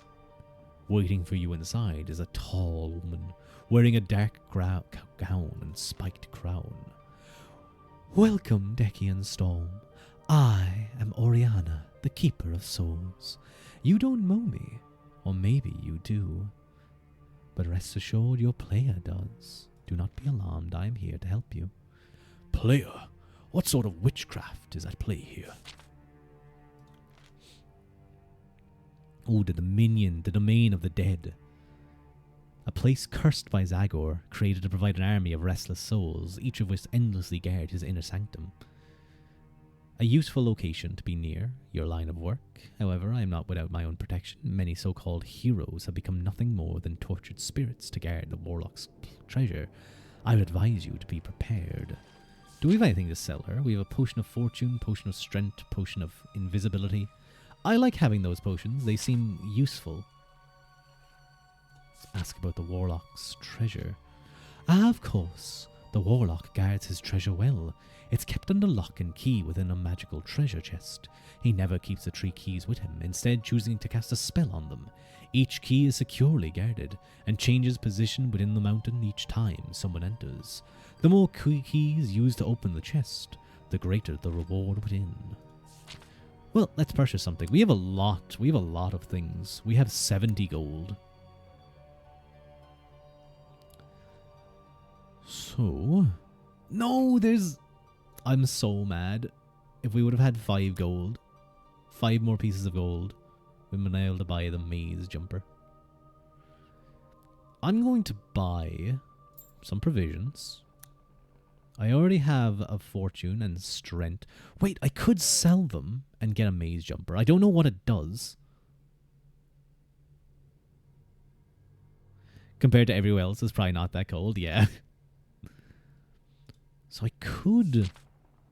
I don't know what the maze does, and I've played through the maze. It's kind of cool.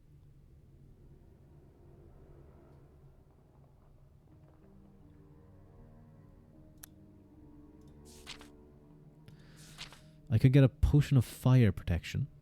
That seems pretty good. And I might get a potion of strength. Of skill? Do I have one of those? I don't. And provisions. There we go. I spent all of my gold, but we're a lot better now. Maybe it's like the cake jumper from Father Ted. Hello, Evan Doyle. Thank you very much for the first time chat. Welcome in. Welcome in. Goodbye, Decian Storm. I know we shall meet again, if not this adventure, then during your next.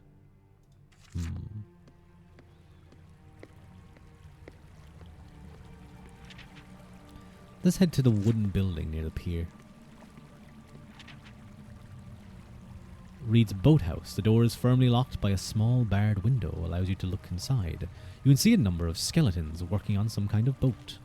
Let's use the boathouse key. Oh, that's a lot of skeletons. Let's talk to the skeletons. I've come about buying a boat with my 0 gold.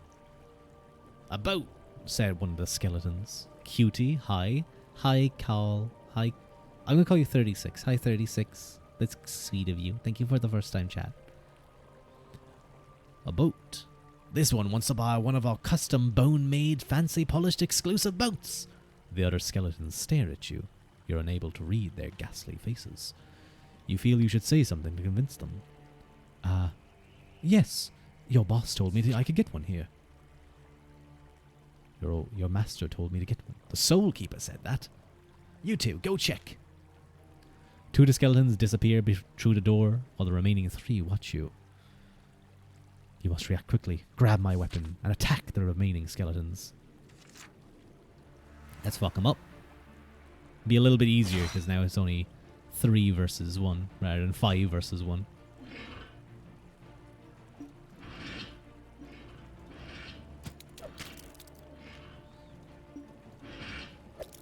Oh wait, he has good range, I did not realize.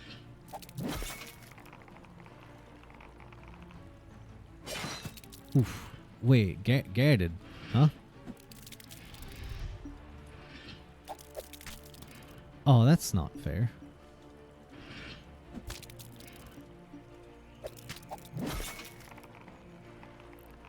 Okay, I'm kind of getting a little bit beat up. A little bit beat up, I must say.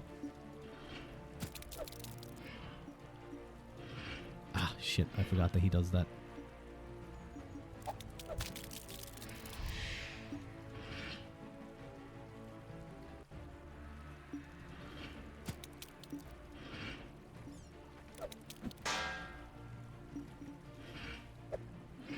I'm gonna move out of his range.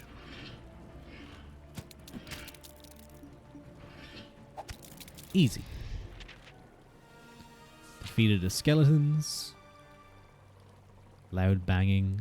There's a bunch of tools. I'm gonna check the tools. I'm gonna take that mallet and stake. So yeah, now I have a mallet and stake. I wonder what enemy I could possibly come to face against that. You walk along the sands to the massive structure.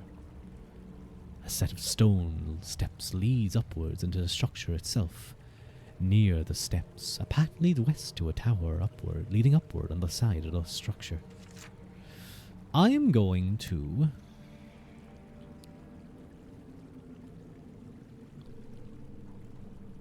I'm going to use... what's this fight like again? I'm going to use 1 provision and head the foreboding steps. You follow the steps leading up into the glooming building. Looking upwards, you occasionally see golden glints on the ceiling. You wonder if there is a gold vein running through the ceiling of the cavern. The golden glints begin to disappear, followed by high-pitched shrieking and the heavy sound of leathery wings. Just what I need. Flying rats. Ooh, some giant rats. I actually forget how these guys fight. I'm gonna have to be careful here. Ooh, okay. Ow.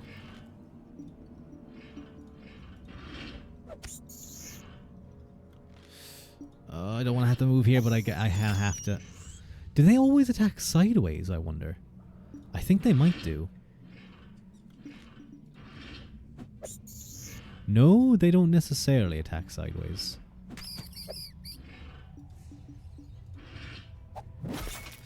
Ooh, I'm kind of a little bit trapped here.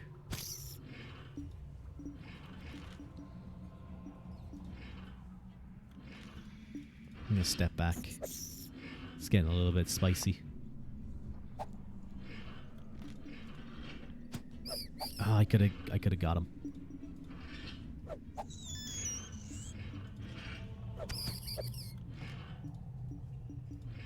Go for that. No, shit. Oh, this isn't good. This is really bad.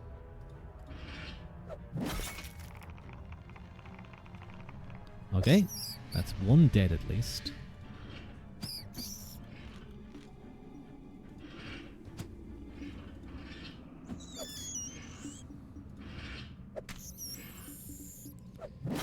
I have 5 health left. That's not a lot.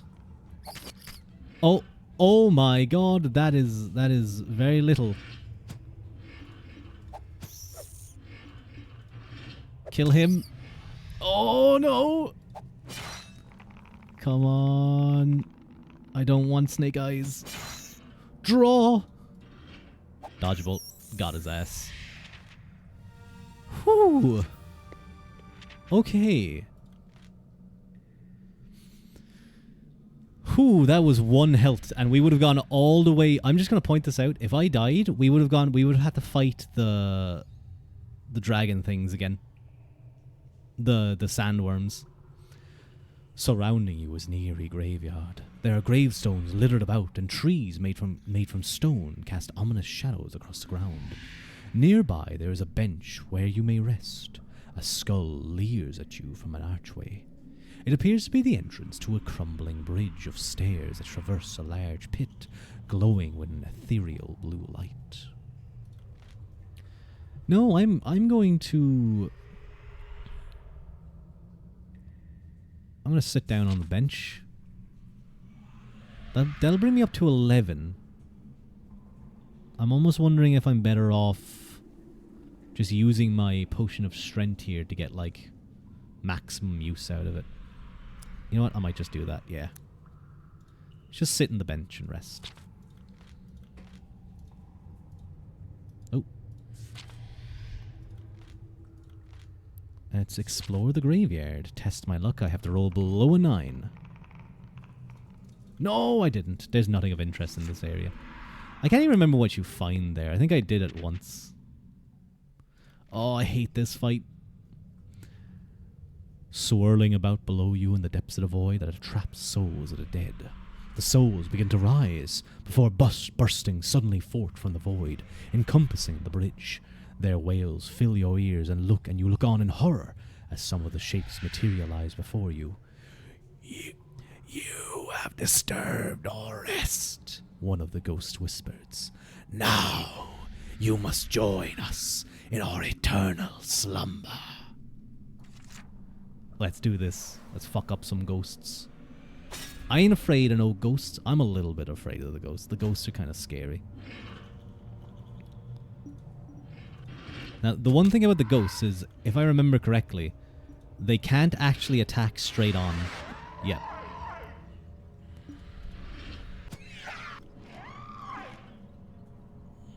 You like my ghost voice? Thank you. It's very kind of you. Okay, he can attack me.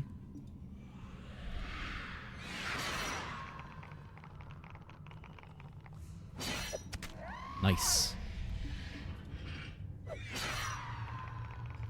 Ooh, definitely gonna want better than that. That's good. Gonna move. I'm gonna attack here, and I'm gonna step in line with him. I'm gonna attack and win. Okay, that actually went really well. The ghosts slowly sink back into the depths of the void. The one of them remains, addresses you. You have proven your worth, Techian storm of Sardeth. Enter the domain of the dead at your own peril. The Lord of the undead will not be as kind as we would have been. My name? But how? The last spirit sinks through the floor and joins the other in the gloom below. A tall carved archway looms ahead of you. To either side and above, rows of black windows face the gloom of the cavern. Out of the corner of your eye, you see faces staring out at you from the darkness. Who enter the domain of the dead?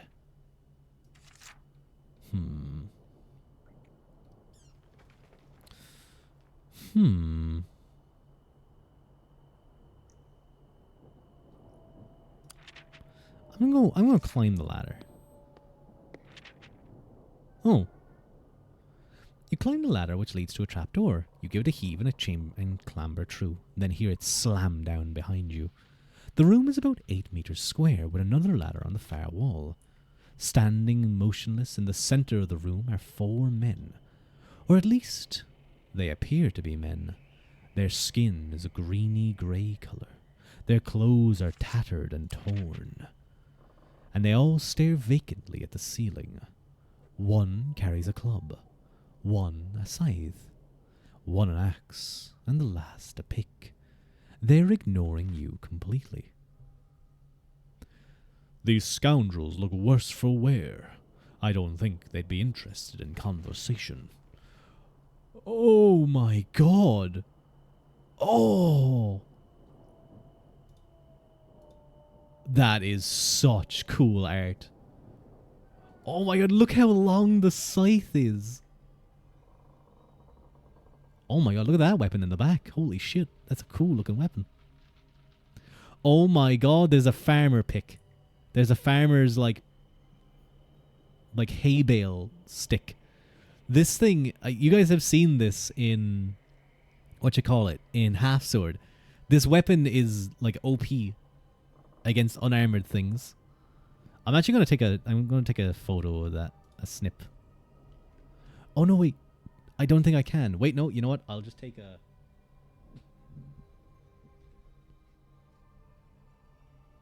No, game, let me print screen. No, it's being mean. It's not allowing me to print screen.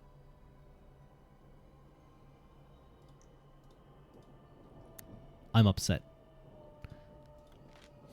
Around the room are various peasant-style weapons such as pitchforks, axe handles, and pointed sticks. Several barrels are scattered around the room, and there is another ladder in the far corner.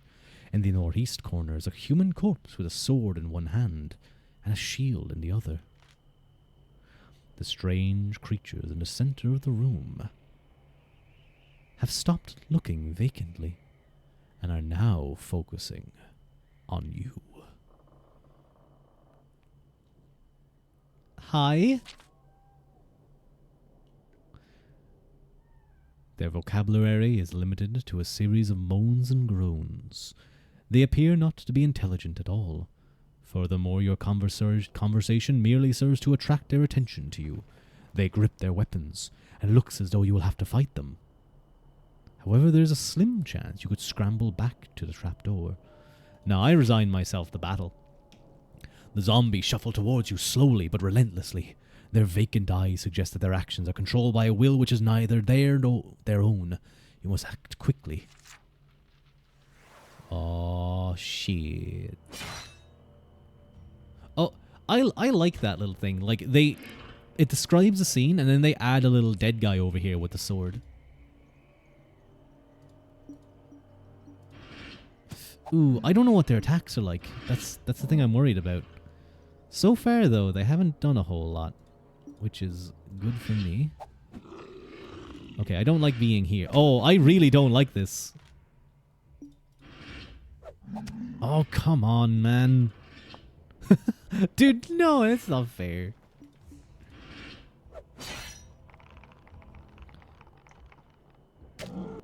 Oh, man, they actually have a lot of health, too. Oh, man. This game... Oh, dude, this is bad right now. This is real bad.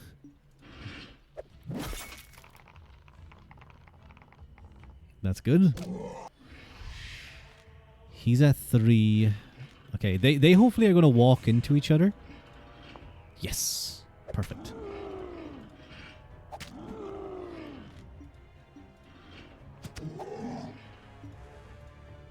Nope, they're dumb. That's all I need, though. I just need them to be stupid. Oh.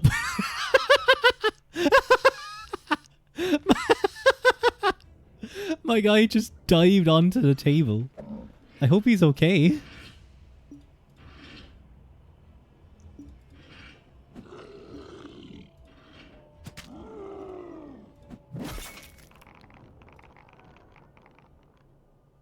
Nice. Whew, they dealt a lot of damage. The poor wretches lying dead at your feet almost look happy to be relieved of the burden of life. But as you look down at them, you sense that you are not the only one to know of their deaths. Let's investigate the weapons lying around. Huh? As you search the debris, you hear a deep thumping from the north, followed by a scream which sends a shiver down your spine. Okay. You enter a large circular chamber. The most striking feature here is a large stone bowl. It's filled with dark, rich red liquid.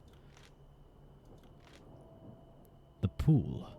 Why do I feel the need to submerge my face in the liquid and drink?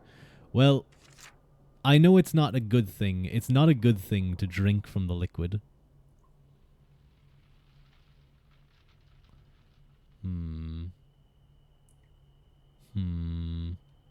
See if we can get vision in here. I'm gonna go through the right doorway. Oh, there's a place to rest. Various bits of wooden debris are strewn around untidily on the floor. A prominent set of steps lead upward. The room is deathly silent. I'm going to investigate the box on the bench. 3 gold pieces. Oh, no, just 18 gold pieces. Nice. I'm going to sit on the bench and rest. I'm going to consume some provisions, definitely.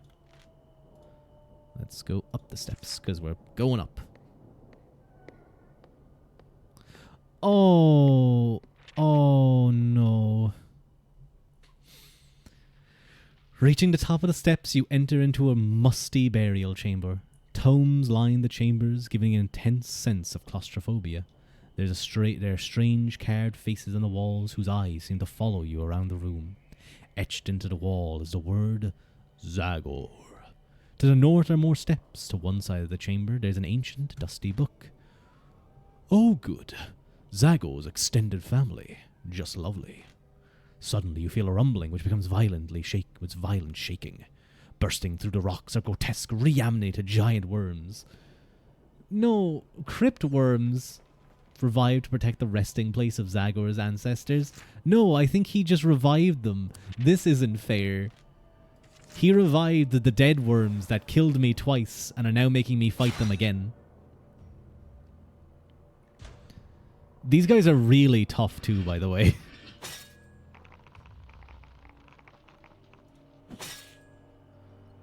Gotta jump. Oh, wait. Okay, yeah. So I think they do... I think that's what they do. They do a long attack, a sideways attack on either side, and then they move.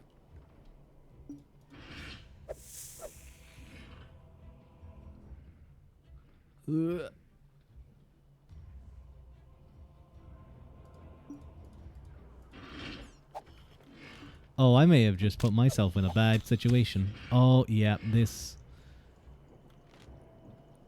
You know what? This is probably okay. That was actually pretty good. Now, he's going to move. So I'm going to attack him here.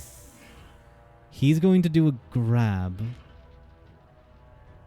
Shit, what are they going to do here?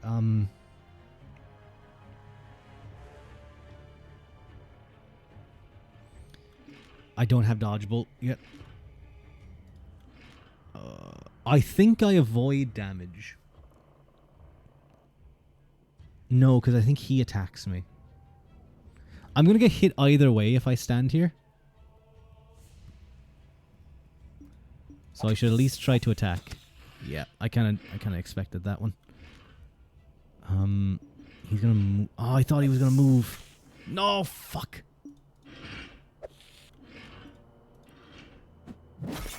Come on. Bolt. Nice. Okay, that's what I needed.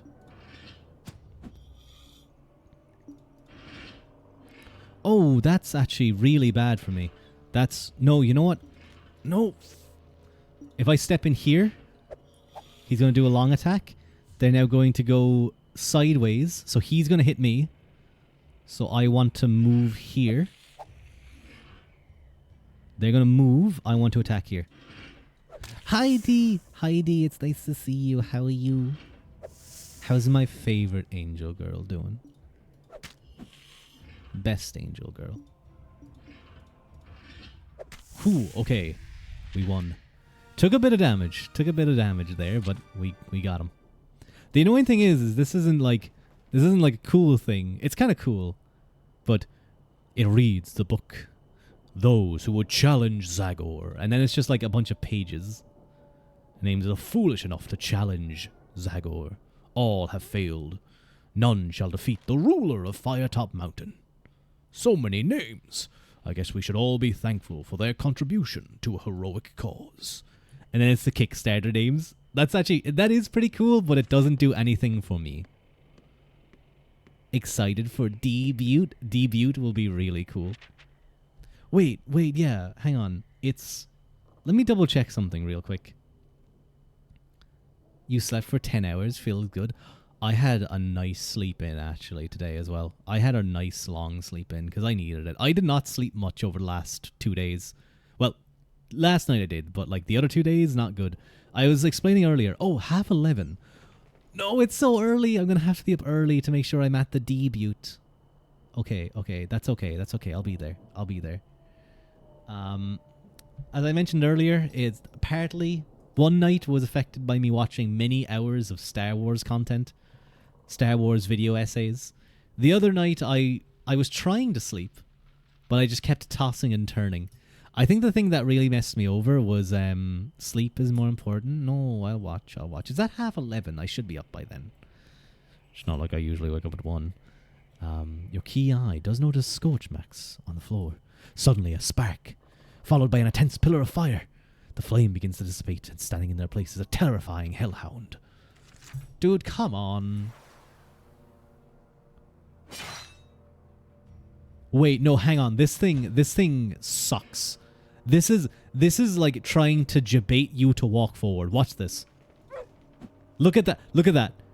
I think the game automatically starts you on one of these two areas, so you would step forward and get hit by that.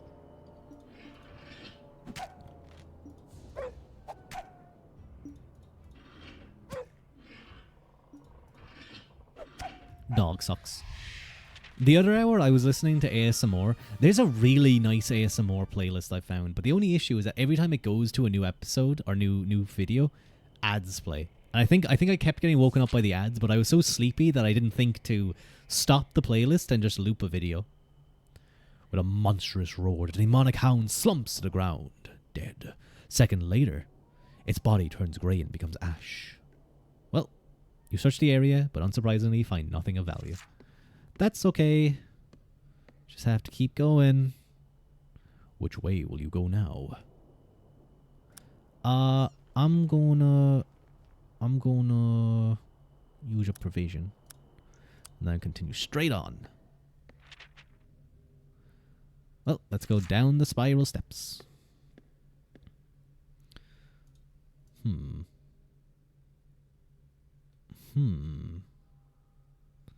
Go through the opening on the wall. Sad dogs, noises. No, he tried to kill me. In a dark crypt of some kind, at one end is an altar, and various coffins are strewn about. This art is so cool, dude. Even something as simple as this. Like, I don't like this colored. There's some ones that look better colored, but a lot of them just look really cool in this style. Another spiral staircase sneaks downwards towards a pillar at the back of the room. The silence is deadly. A slow drip startles as you creep around the coffin. The altar is ornately carved and studded with jewels. Beautifully woven drapes hang from the walls, although they are threadbare in places. There are 3 coffins in your room. Falls on the largest coffin, which is open.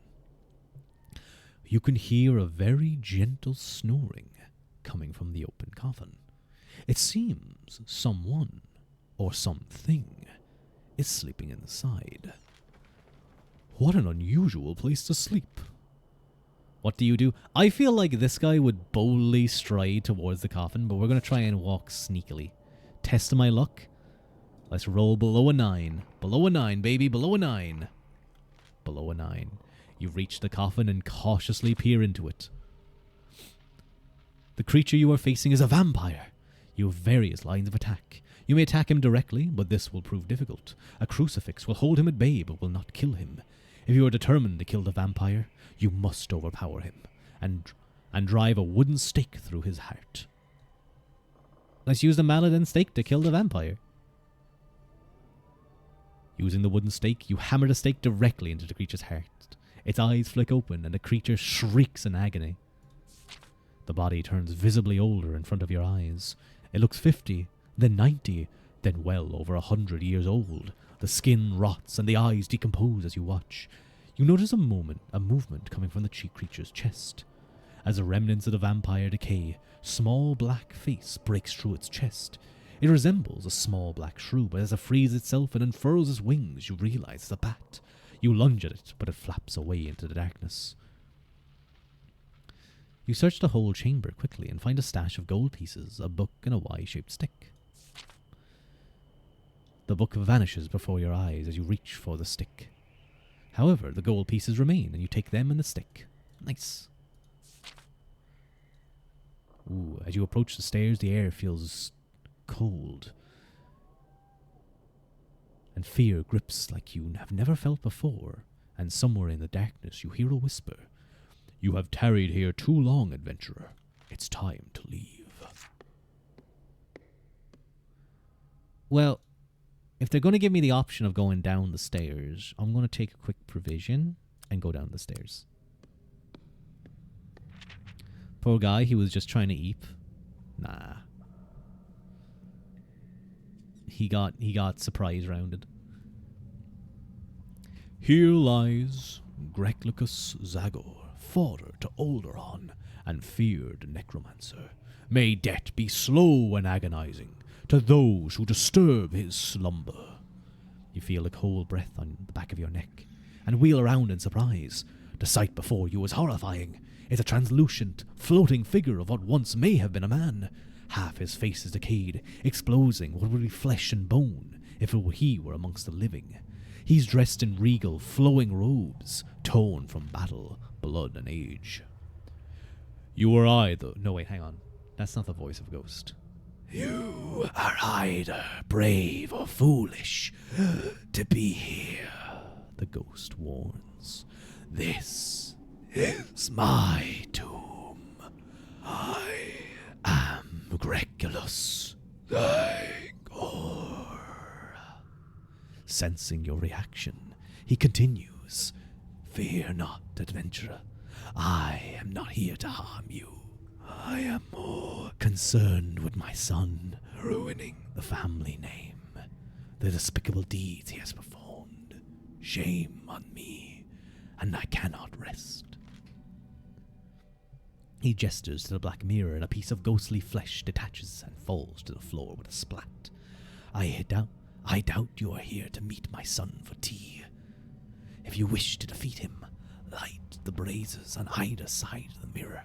Now, this is kind of like a boss fight, but I want to fight the boss. Approaching the mirror, you take a torch and light one of the braziers. Greclicus is trilled. Yes, exactly like that. Now, for the other one. You light the other one, brazier, and drop the torch in surprise due to a horrible shrieking. The mirror ripples and distorts, and Greclicus's booming laugh echoes. Fool, you shall have the power you desire. Enjoy the reunion with my son's demonic mother.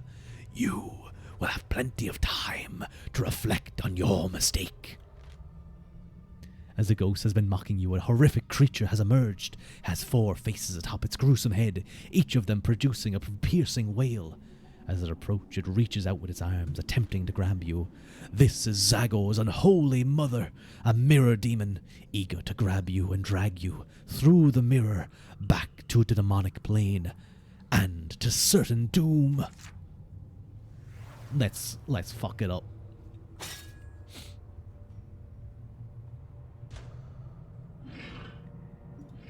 Dodge bolt. Okay, so that's one of the fake ones. What the fuck? Body? What the hell? What? What happened there? Why did my body make such a strange noise and then not sneeze? What the fuck? I feel like I'm in perpetual half sneeze. Bless you? I don't know. I don't know if you should bless me. Oh, that feels weird. Oh, that's not good. Oh, I forgot about this. These things have 10 skill. Yeah, that's not good.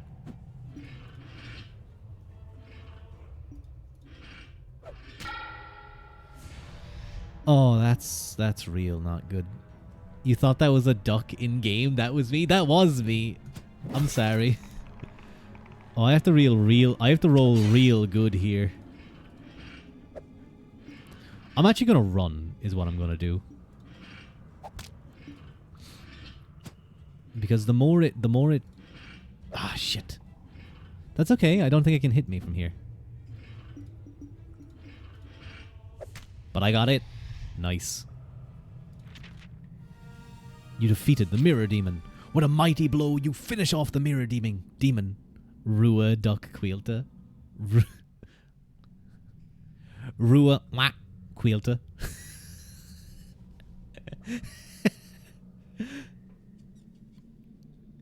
You watch as a crackle darts across his body, speeding across its multiple faces and limbs.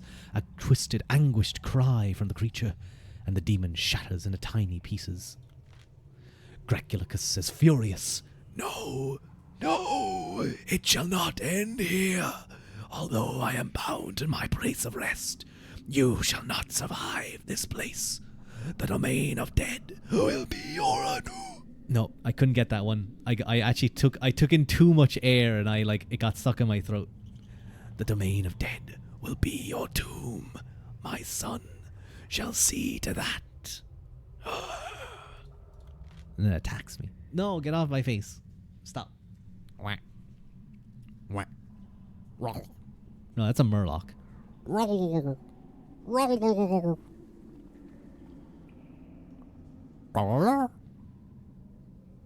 I love Murlocs. They're so cute.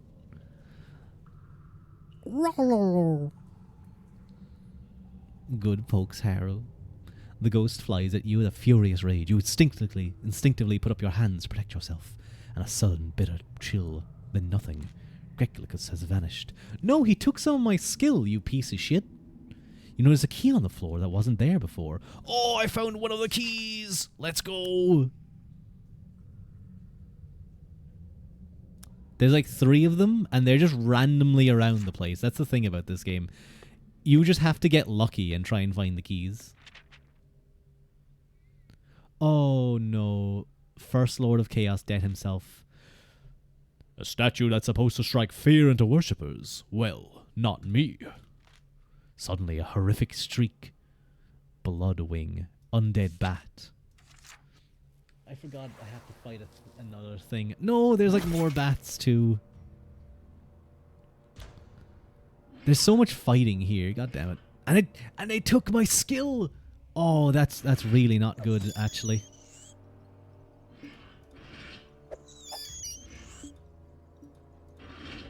Oh, that was I messed up. I have to roll really good here. That's not gonna cut it. That's really bad.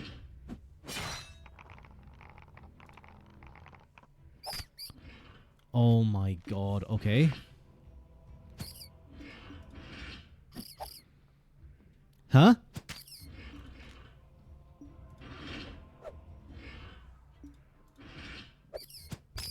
You're so dead. Haru, do you have no faith in me?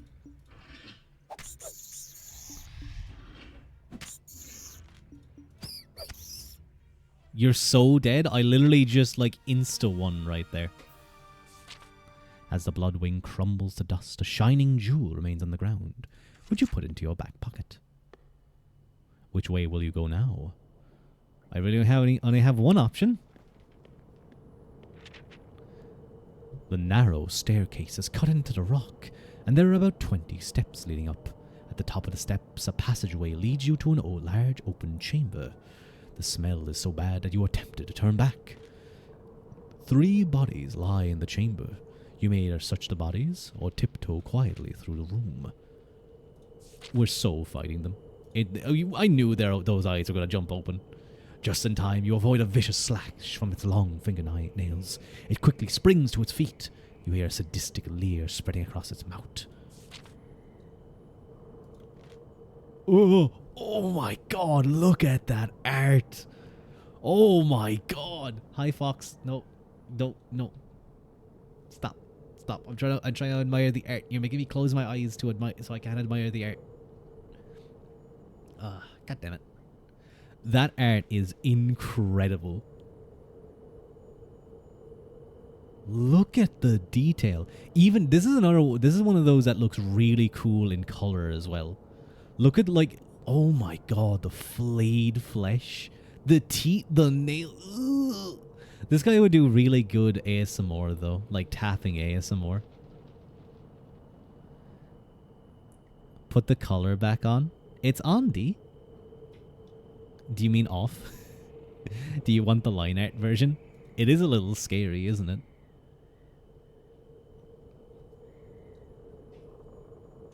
It's a little bit scary. I actually don't know which one I like more in this situation. Usually I like the... Oh, that's cool. It goes to where you click. That's neat. Ghouls. Let's fight the ghouls. Eh! And the sinewy clothes. Mm-hmm. You think he'll taste like strawberry flavored cake? I don't know about that one. Okay, so they do a big long attack. Then they do a front attack. Then they move. Then they move. Big long attack. Front attack. Move. Okay.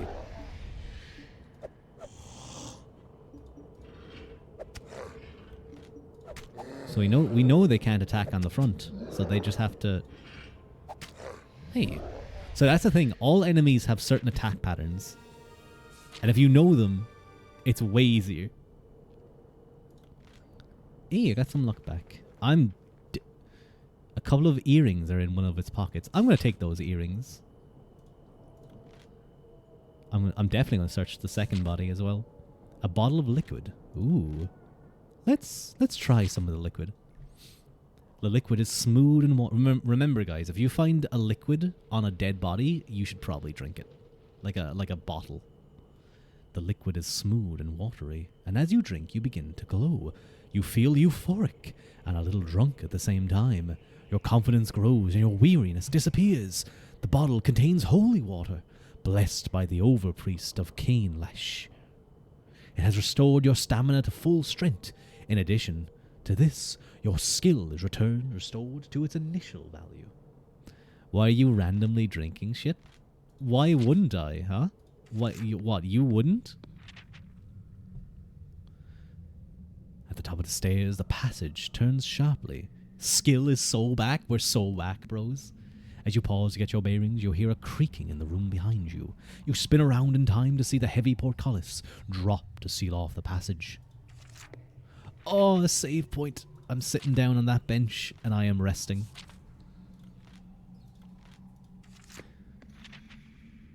I just kind of admire this. This is so cool. Like, so many of the set pieces in this game are so cool. Stepping into a tall pillared room, you are stunned by its centerpiece. In the middle of the room stands a large, intricate glass globe. Inside the globe appears to be a complex maze, constantly twisting and rotating. As you look closer, there seems to be tiny figures inside the maze. Why do I get the feeling that this thing isn't simply for show? The maze seems to get larger before your eyes, and an intense light suddenly begins to shine. Before you know what is happening, the dazzling light has completely overwhelmed you. You feel dizzy and collapse to the floor. The bright light that surrounds you fade, and you appear in a square-shaped room paved with strange purple flagstones. Bizarre crystalline structures surround you and have a distinct feeling that you are now, somehow, within the globe you encountered. Many of the items around you match the features you saw in the glass sphere.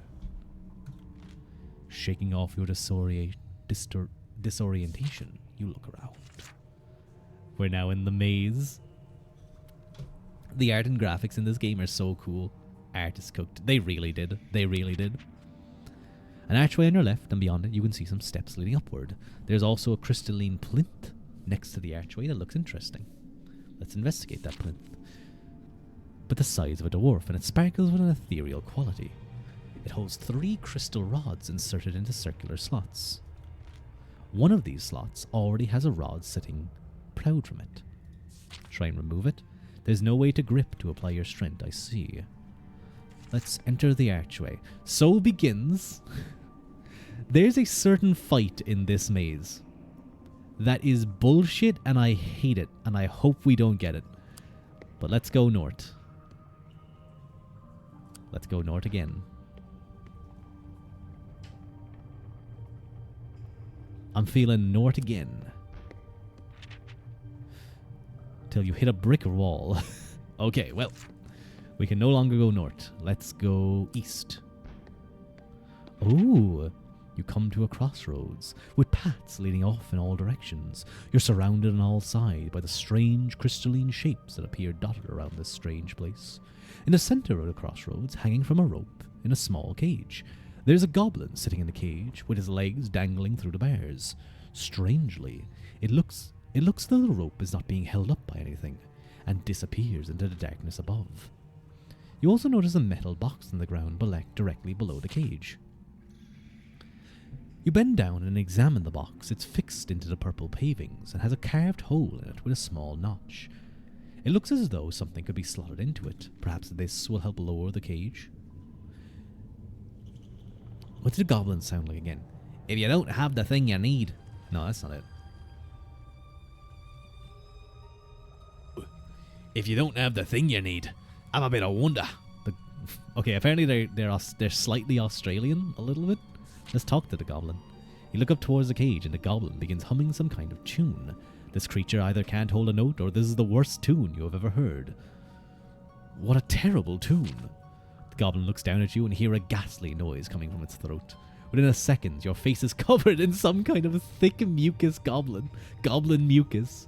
You wipe it away with the back of your hand, struggling not to gag as you do so, as the smell is unbearable. You piece of shit. How'd he get up there? It's my shift to sit in the cage and hold this crystal thingy. Ain't much fun, I can tell you that.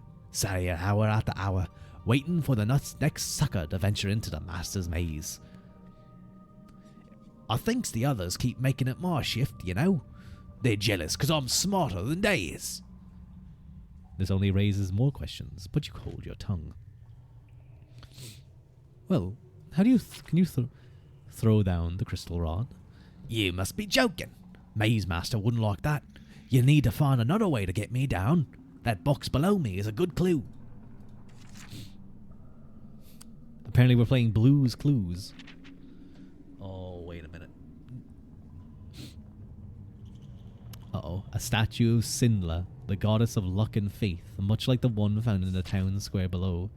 The statue has been roughly hewn out of a very large rock to see if there's any secret compartments. You spent enough time in Firetop Mountain.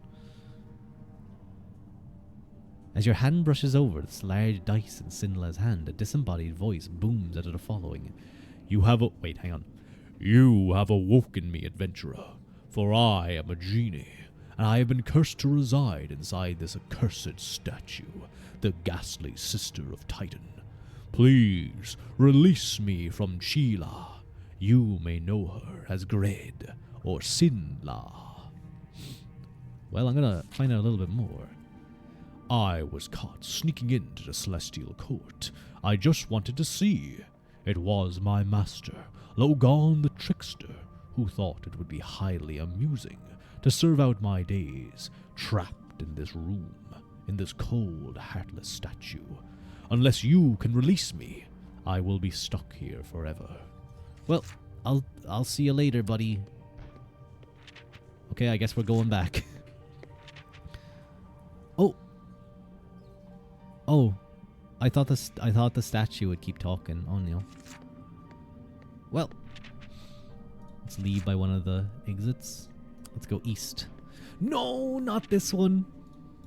This is the fight I'm talking about.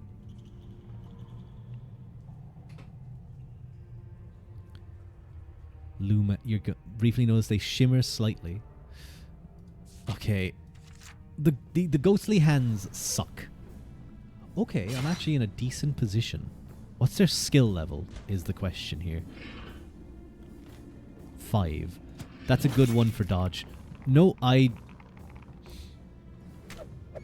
probably should have thought what that would do. Yeah, that was dumb.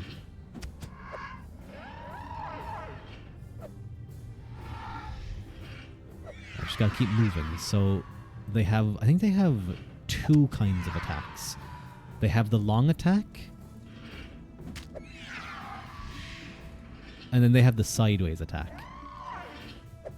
Okay, this is going way better than usual. Let's see if he's gonna... Okay, he's gonna go here.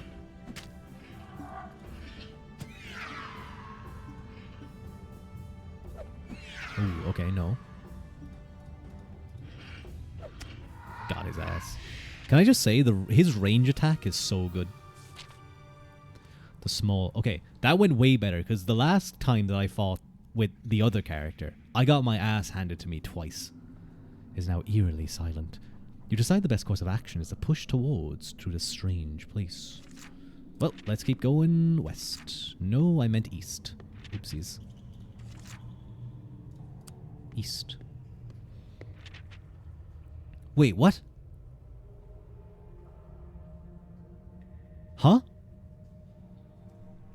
No, wait, I have to fight him again?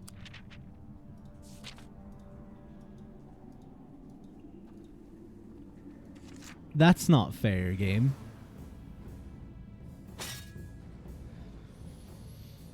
Okay. Cool. Wait, that's not fair.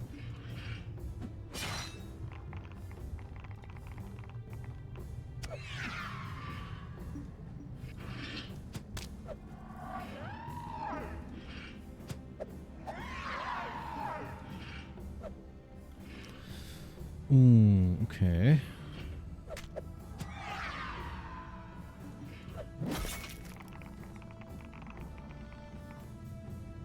Okay, good. I needed that.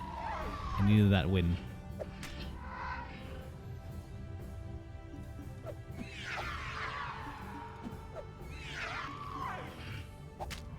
Ooh, okay. I'm just gonna keep attacking until he attacks. Okay. Okay, this time we're going to go east. Yes, east. Don't make me go through there and try and fight them again. I swear to God, that would be so unfair. We go north. It's gonna make me go back. Dude, no, that's so mean. That is so mean. I have to fight them again. Because if you try and run towards the archway, you just take damage and you have to fight them anyway.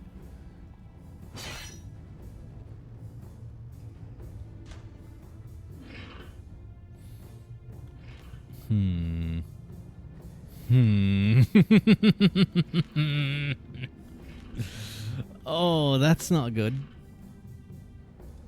The best place I can move is here. He's gonna do a sideways attack and hurt me. Yep, I fucking knew it. Fuck this game.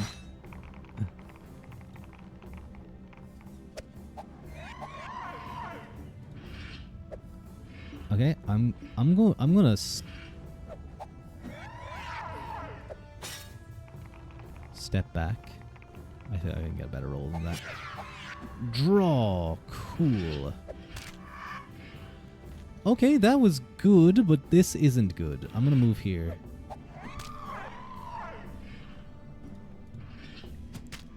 Yep, this is where you can start to get kind of overwhelmed. Right here.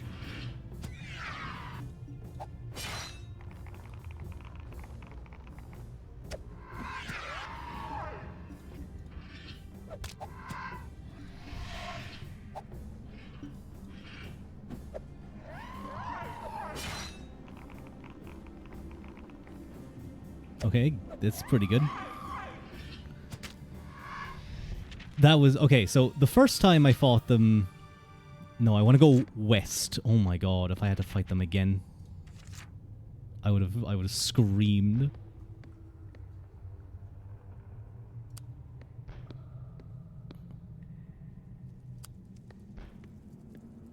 Oh. No, giant rats! Oh, I probably should have saved. Oh no. I fought giant rats before, but I forget how they fight, and this is actually really bad. Oh my god. Okay, this is a... Oh, I actually might be dead here.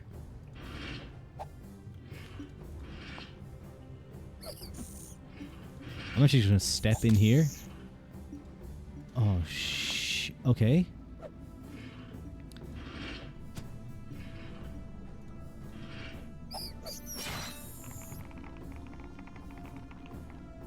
I may have just fucked up.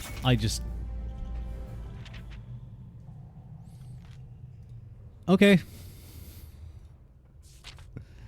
You know what? Yeah, that just didn't go well. That whole time didn't go well at all.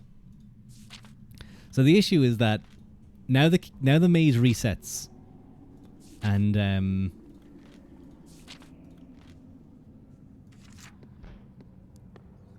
it's different every time. Well, at least that's safe. The fucking hands, dude. Go away with the hands. What is this?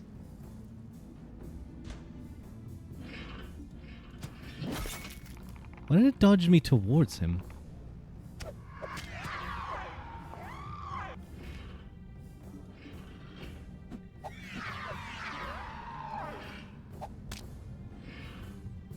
Ooh, this is kind of nasty here.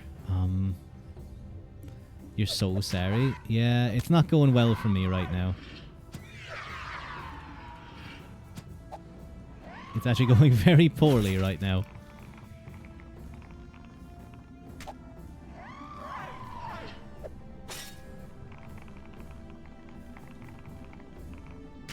Cool, okay. Get out of his way. That didn't do what I wanted it to. I've had to do this fight. Yeah, no, I've had to do it 4 times. But at least this guy's pretty strong, I have to say. He has some good moves for this fight. And I've gotten better at fighting them. It's just annoying that I've had to do it so many times, and I may have to do it again. I swear to God, this game, it better not, dude. Just give me an option to go down.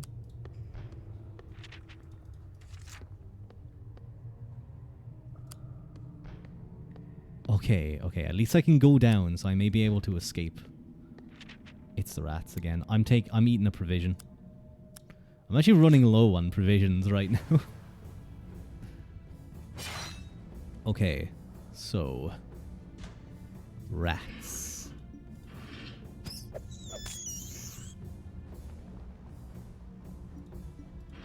Attack. Can they only attack sideways, I wonder? I think they might only be able to attack sideways, which means if I stay on this side, they can't hurt me. Aha! Okay, I figured out the rats.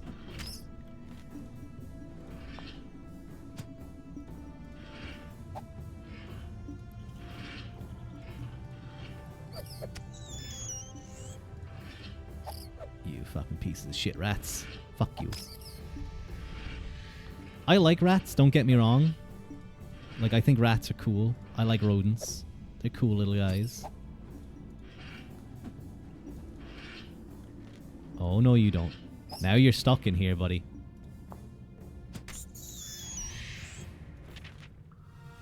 Okay. With the rats defeated and no way to progress, the only option is to go south. Game. Oh. As you walk into the small room, you can hear crying. On the floor in front of you, you see a large shape which looks like an ogre lying on its back. It is either sleeping or dead. Laying across the top of the ogre with their back to you is someone or something dressed in orcish armor. The sobbing and wailing appears to be coming from him. You carefully walk around the creatures, and on further inspection, you can see that this is definitely an orc of some description, and they are very upset. The ogre appear peaceful, and apart from a blank, open eyes and a swollen tongue, you would assume that it was sleeping. It's too mournful. Let's ask what his problem is. Whether you can help. The figure turns around and you can see that this is a young orc, his eyes puffy and red. She's gone. Completely dead. I told them orcs that she was not well enough to enter this stinking maze. They pushed her too hard this time, he says through muffled sobs. You suddenly feel sorry for this wretched creatures. Obviously the ogre meant something to this orc. Let's give him a gold donation. Your sudden compassion compels you to throw a coin in the direction of the orc. He catches the shiny prize and chokes back a few tears. That's very good of you. It's very generous. For your kindness. For your kindness. No, wait, hang on. That's very generous of you. For your kindness, I'll give you some knowledge that I know. I suppose you're here for the Master's treasure. I hear for a key is found in that scary dead place. A nasty dead-right creature stole it from us once. Oh, and you might be needing this. A handle. He gave me a handle. Well, we already got that. We already got that one from the creature's place, so he literally did not help us much. We'll go east. And then we go north. We're going to have to go back through the hands, by the way. I'm almost certain about that. Another dead end. So now we go east. And now we go north. Another dead end. They're all just dead ends. Now we go south. No, wait, what? Huh?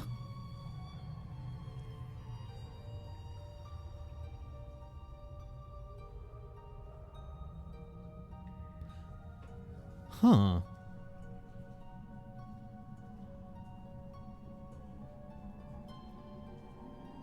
The last time I fought them... Okay. The last time I fought them, I had a keen eye that said that they were shimmering. So I'm wondering, is it possible that that might mean something, that if they're shimmering or not shimmering, then am I able to basically... am I able to dodge them if I run through?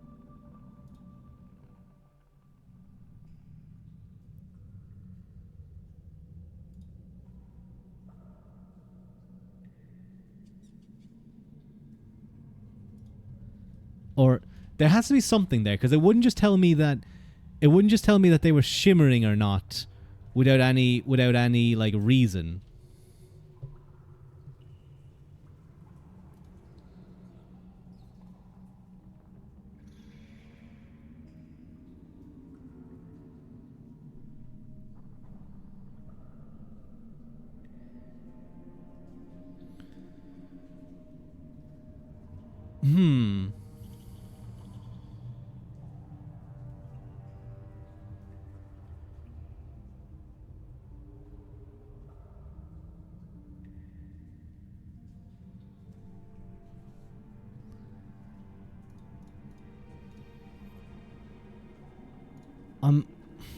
I'm trying to figure out. So one of them told me that they were shimmering. The other didn't. I'm gonna risk running. Oh. But the ghostly hands are faster than you are. One of them grips your corporeal form. Oh. Okay. I'll use another fucking thing. Okay, so maybe the shimmering ones... Maybe it means that the shimmering one is good for you.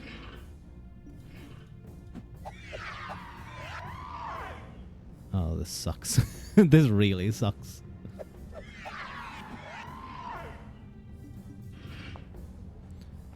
Oh my god, I'm going to scream.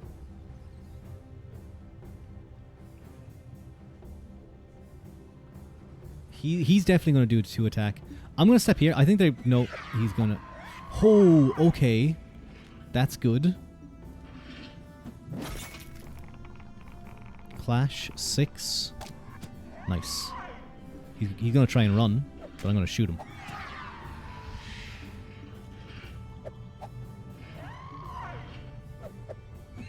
They're definitely going to fucking walk into each other. Oh, no, they're not.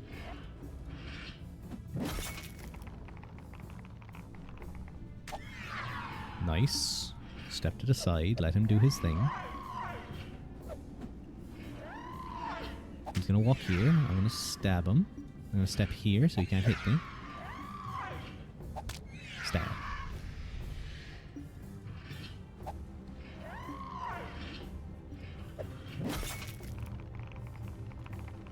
No, you don't. Got his ass.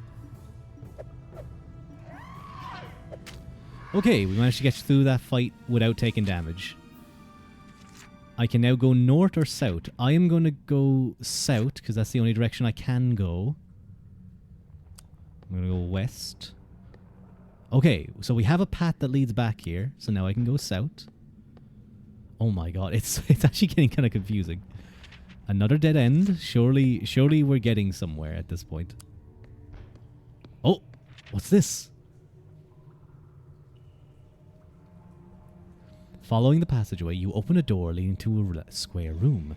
Your eyes are immediately drawn to a large bowl filled to the brim with gold pieces.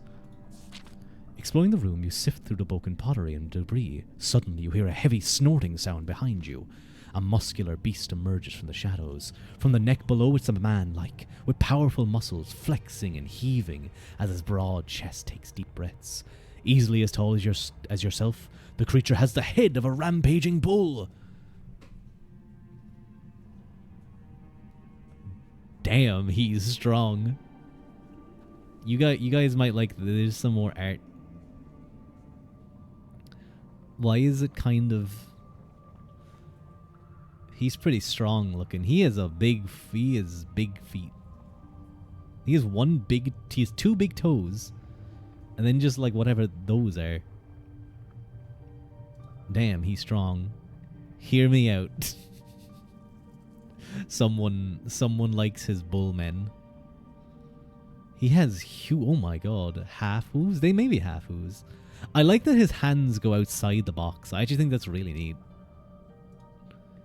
He's got very nice hair too. Thank god this is here covering this. You like any monster? You know, that's fair. Well, we gotta kill him. Oh, you know what? Something tells me he charges. Something tells me he runs. Yeah. He has 10... Oh, that's not good. But that's a good start, actually, I have to say.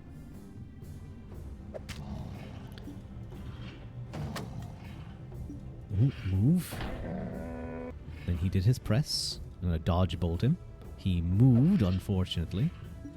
Get out of his way.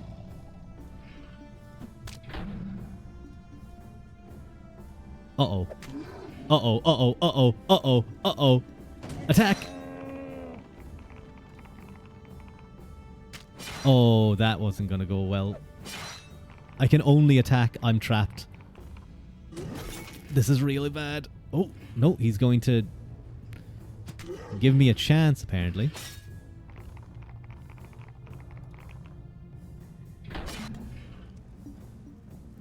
But now he messed up. Oh, did he mess up though? He did. We win. I'm sorry, your bull friend is dead. You were defeated. With an almighty blow, the Minotaur crashes to the ground. Its legs twitch, spasming reflexively. Then the beast lies still. Its head lands with a painful thump on your feet. and you hop back in pain. Wiping your weapon's blade, you return it to its sheath. Sorting through the broken pots, you find little of interest. The liquid looks, smells, and tastes like water. The coins in the pot are a fraud. Some genuine gold pieces lie on the surface. Underneath are merely painted pieces of pot. As you tip the vase out and it slips and breaks, a crystal shard appears hidden inside a false bottom. You place it in your pack. Oh, I can still go west. Oh. Hey! We didn't have to fight the hands.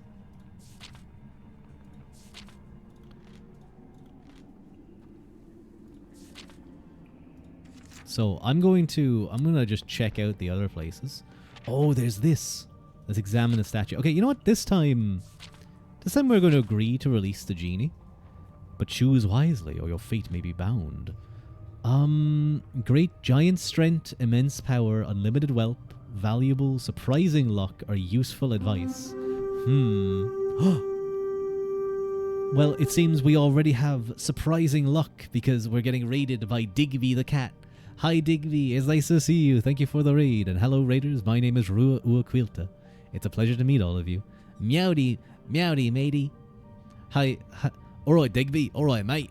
No, wait, that's Scottish. No, not Scottish. That's Australian. I can't remember how to get into my English accent. But how are you, Digby? What were you guys up to? Hang on, let me do a quick shout out. How has your stream been? At Digby Cat. Choose wisely. Immense power, giant strength, unlimited wealth.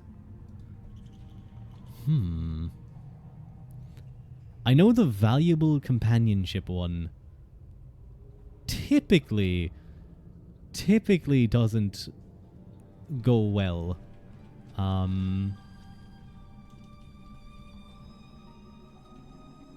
We unlocked chemical weapons and committed some new war crimes. Based? What? Wait. What game were you playing?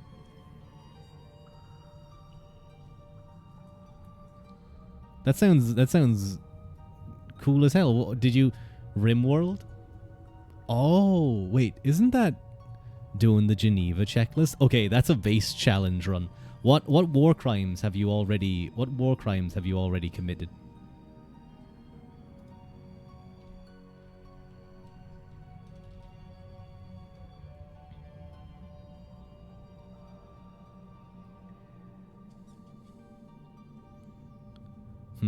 You know what? I think we're going to ask him for giant strength. Your wish is my command. You wish to be as strong as a giant. That is only possible if you are a giant. Sidna's statue begins to shake. With horror, you realize that it is you that is growing. Oh no. Oh, you piece of shit. We just unlocked weapons destructive to the environment. Mostly ones relating to poor treatment, enslavement of prisoners, and non-combatants. You know what? That's what they get for being non-combatants. Ow, my head, you piece of shit. Well, time to go west, because we went north. Well, let's slot the winch. Cage begins to jerk move down in a jerking motion, which makes the goblins jump. Oh, he is Australian. Crikey, you was doing it right. You was doing it. Of all the times, had to be my shift, didn't it? Oh, these guys are actually tough, if I remember.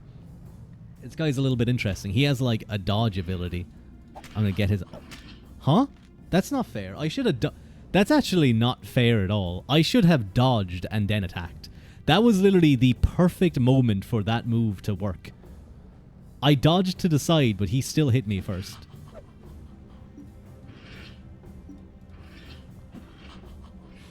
So he has a retreat. Move. Got his ass. You defeated the goblin. You grab the crystal shard from the hand of the goblin. It's smeared in green blood. I did a good job, huh? Well, that's a friendly goblin. Let's go north, because we never saw what was over here. There's nothing here. Let's go south. Wait. You return back at the crossroads, which contains the goblin you fought earlier. You hear the sound of chattering, and you suddenly notice another goblin trying to hide behind the body of its kin. Let's sneak up. It already knows that you're approaching. It jumps up onto the body of the fallen comrade. Motherfucker, he threw a knife at me. Must be off, have fun. Enjoy, Digby. I'm gonna move. I'm not gonna... Yeah, I had a feeling he was going to attack first.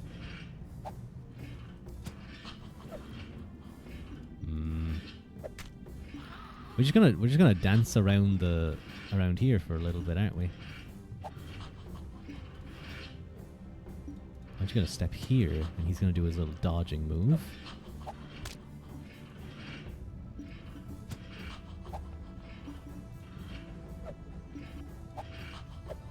So he only has that, but unfortunately for him, I have range. I defeated the goblin. Did I get anything? I got nothing. So I just took damage, and that was all. Well, at least I didn't want to go here. We go west. We have completed the first... I want to go west. I have gone back and forth multiple times. There we go. We finally went west. We're going to go west. And we're going to insert them. The archway begins to shake. You feel a strange throbbing in your skull that compels you to walk through. With a deep breath, you follow the steps and climb upwards. Soon enough, you reach the top of the stairs and find a solid oak door. It seems heavy and secure, yet to your surprise, the door is unlocked. Player, you have done well to bring Decky and Storm this far. As such, I shall reward you. If you perish in the second level of the maze, you shall return here. Before you leave, I have one more gift for you. Well, actually, I won't return here because I have no resurrection stones, lady.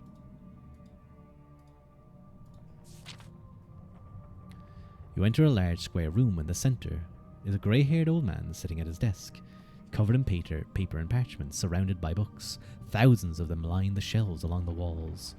As you enter, the old man looks up at you. Who are you? Who are you? Wait, no, he's like a crotchy old man. Who are you? Well, speak up. Cat people got your tongue? I'm going to demand that he answers my questions to this strange place. He shrieks and hides behind his desk. He's terrified. He's the maze master in charge of the maze of Zagor. You talk to him and reassure him that you mean no harm, and he eventually comes behind the desk. He sits down, and as his confidence returns, a strange thing happens. His manner becomes firm and self-assured. He refers to a book, points his finger, and the book slips from the shelf and floats to the desk in front of him. He's a wizard of some kind. The ending of your story is to be decided, adventurer. There are many choices ahead. Thus you must find one scroll, known as the 400, and bring it to me.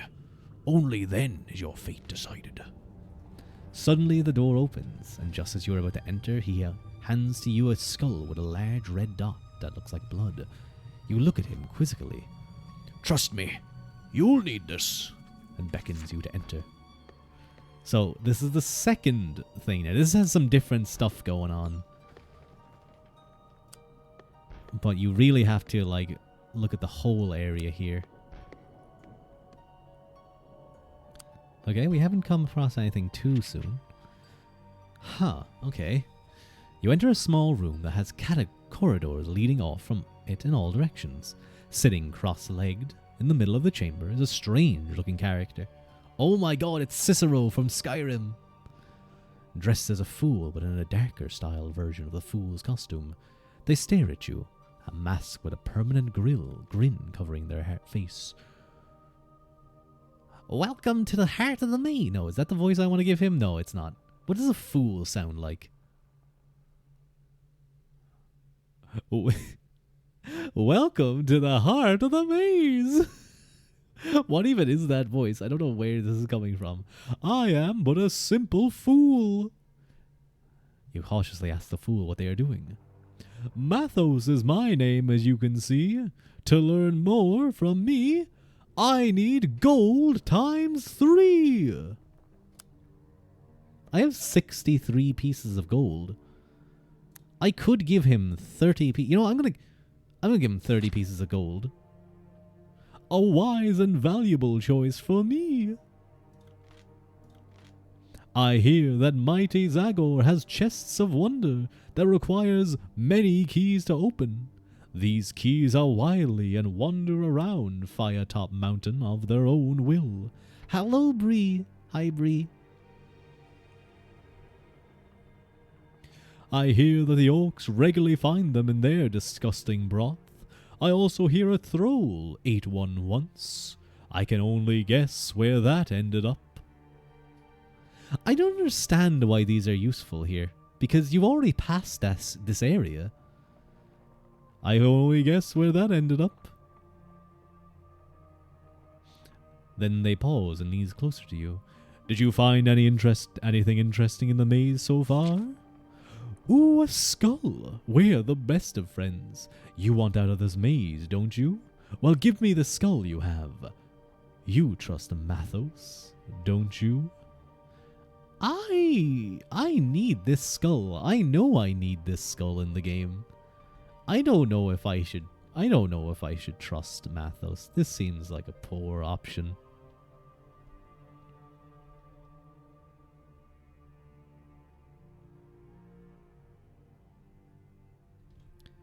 You know what? We gave him 30 gold. I think clearly we trust him.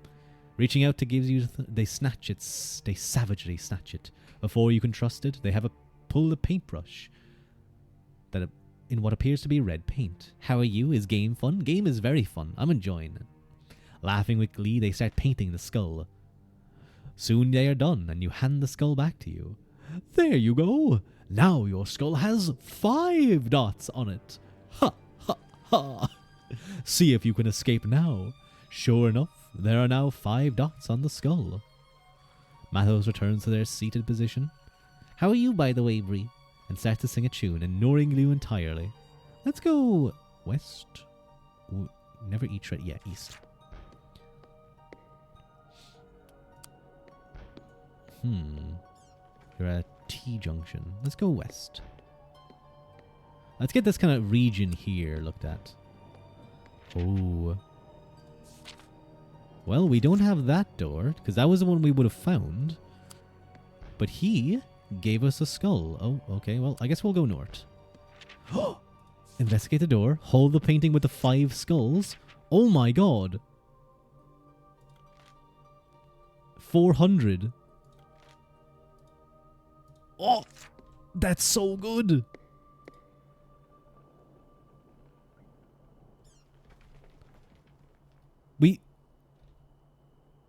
Huh? Well, that was fast. We've completed our task. You good? You've been very busy and long week. Oh, I'm sorry to hear that. I hope you've been able to relax though. I hope you've been able to relax now. Dude, Mathos is so based. Mathos is so based. You re-enter the large square room adorned with fully stocked shelves. The grey-haired old man finishes writing something on a large scroll, lays down his quill, and looks up at you. You again? Do you have what I asked for? You pull out the scroll, and the master's eyes gleams as he takes it. You have done well, adventurer. 400. Your quest is over. Wait, what? You look rightfully confused, continues the maze master. Don't worry. This scroll is an old artifact that was created over 30 years ago. Many a young brave adventurer sought it, and many perished. You have no doubt have come across the pitiful souls in their journey. I hear that there is one called Oriana who has harvested these souls, but my guess is you have already met her. The maze master begins waving his hands in a circle, and a bright light engulfs you. You find yourself back in the tall, pillared room with the intricate glass globe. It seems that Zagor's traps can be quite devious. Relieved to be free of the strange prison, you decide to continue your journey. The passageway ahead runs northward for some time. Finally, you reach a small room that contains a large wooden door. There's a wooden bench, which would be convenient for a rest. The passageway continues on the other side of the room, very faintly humming. It looks as though this door has some kind of enchantment on it. I had better be careful. Oh, I'm definitely resting.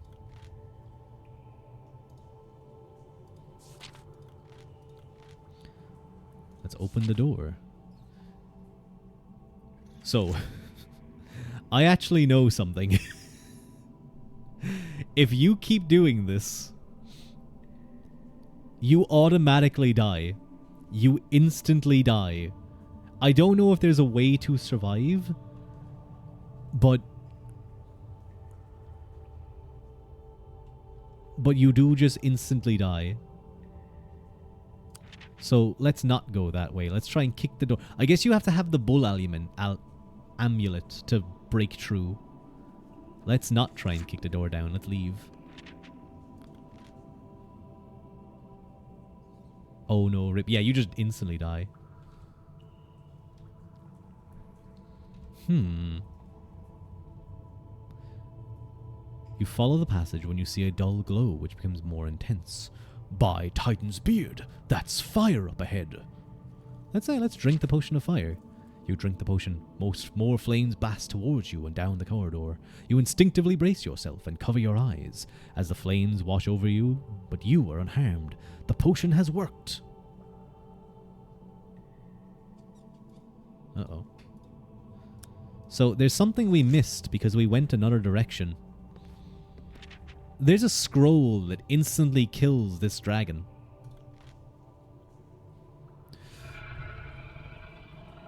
Ooh, you are in a large cavern which disappears into distant blackness. The cavern is partially lit by misty light, beaming in through the hole in the roof you cannot see a way through. A dull glow flickers in the blackness. What's the strange glow? Wait, that's more fire! It singes the mossy growths on the wall. You throw yourself to the ground and look up to see a large dragon stalking out of the darkness towards you. Smoke curls from its nostrils. Its scaly red skin glistens with oily covering. He looks high as hell. Hi, Nora. How have you been, Rua? I'm doing good. We're running through. We're running through this place. We're getting through it. Dude, that dragon looks high as hell. It's some 15 meters long. Oh, I should have drank my potion of fire protection. Oh, this isn't good. Now I have to fight a dragon. This 10. Okay, that's not good. Oh god. I'm gonna try and move. Okay, so it does that. Interesting.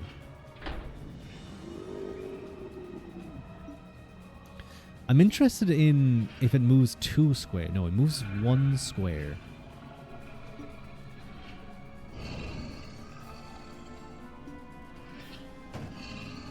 Okay, so it does big long line attack and then a frontal attack.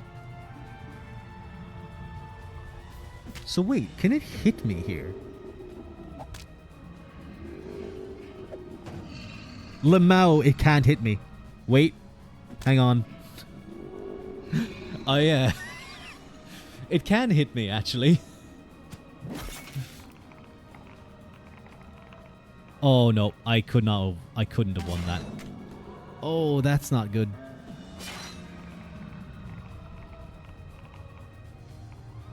Oh, this is really bad, actually. Thankfully, he's running away. Okay. We took a little bit of damage. Just a little bit. Can use one of those provisions. There's no pile or gold in the treasure cave. Oh. Dude, I was like, oh, this is so easy. I like automatically win. And then it stepped in front of me and I went, oh yeah, it can do that. You discover a passageway which leads out of the dragon's lair. Let's go. We beat the dragons. Oh, come on. Lining the door in black and white tiles from a checkerboard pattern all the way to the other end of the hall. At the far end is a simple wooden... Huh? A simple wooden door. Along either side of the hall are what appears to be statues of skeletons. Great. More skeletons. I'm sure they have yet another trick for me.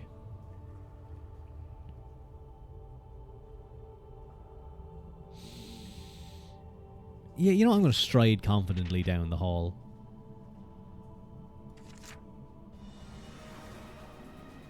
Oh, there's 4 of them. Okay. How tough are they? 5. That's a bit. Yeah.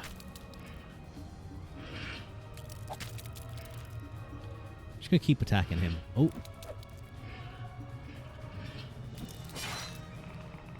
At least I have pretty good skill against them. Oh, I dodged the wrong direction.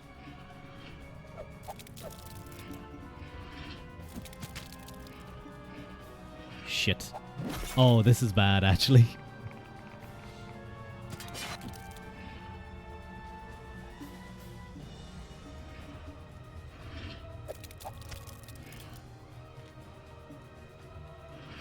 Oh, I made a mistake. I made a big mistake. Move.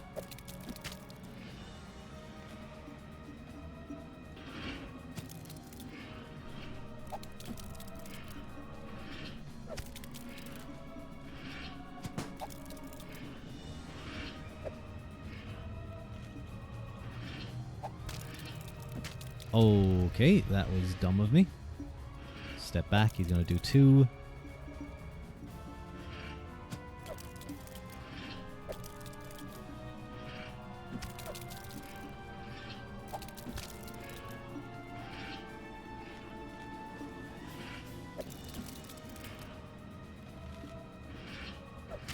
Nice.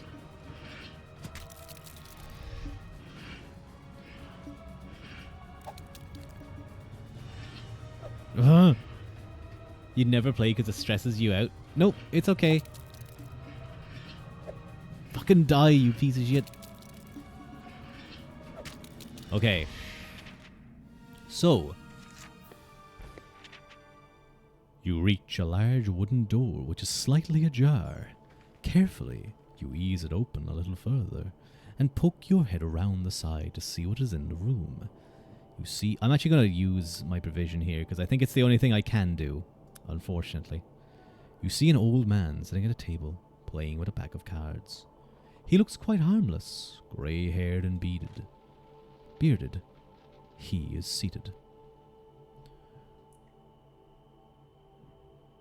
I've always fancied myself a bit of a card player. Maybe I should politely offer him a game. Is too fried after work to be able to relax to a game like this. I don't know, it's kind of relaxing. It's a little bit stressful when things go bad, though. Let's knock on the door and greet the old man. The old man looks at you and accepts your greetings and bids you sit down.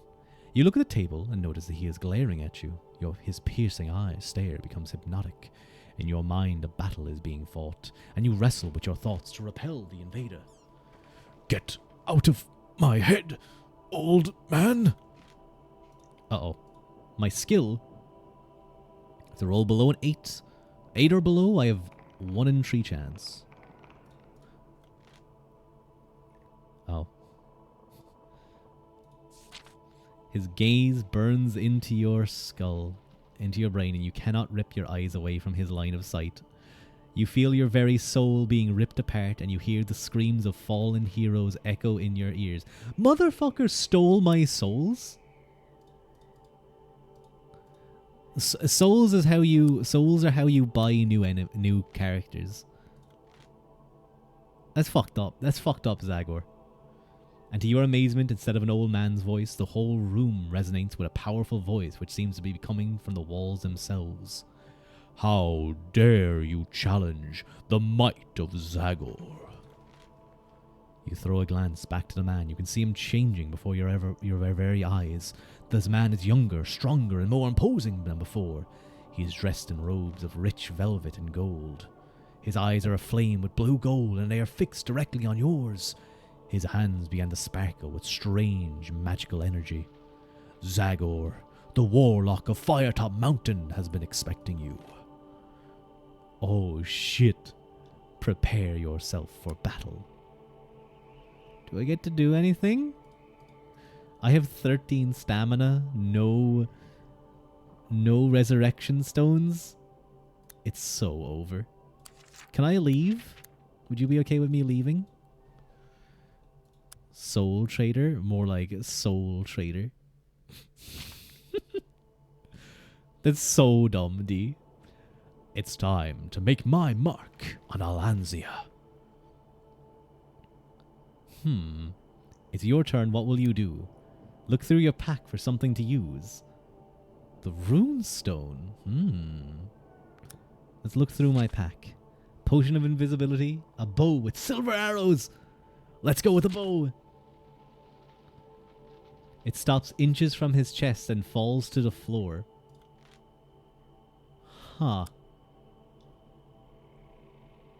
I see. You know, no, I'm just going to attack him. He reappears. He vanishes and reappears behind you. Oh no. Oh no, he just... Uh-oh.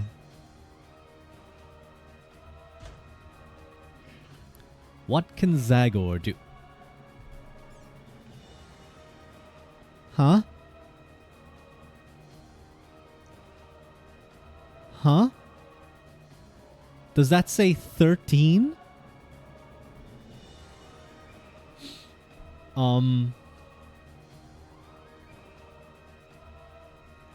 This is not good.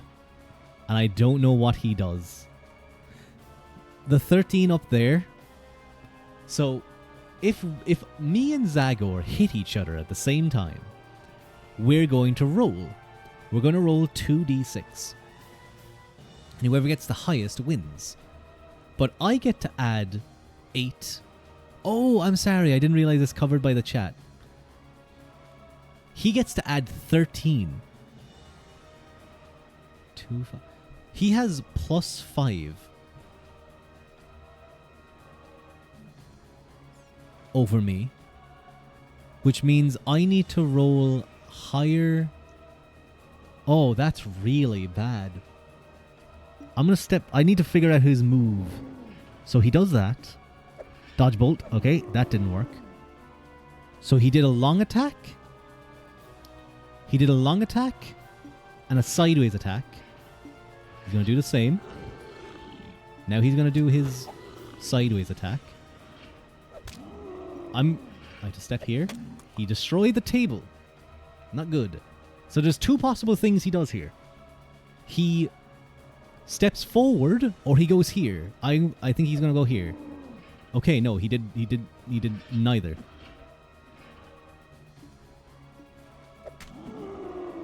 Oh, move. He's going to move now. He's going to move here.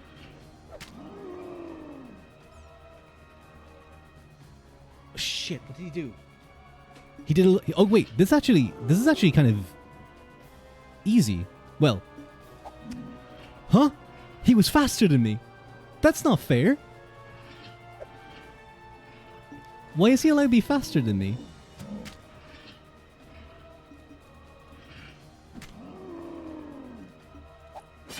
Oh no! He didn't do his long attack. Deals 1 less damage?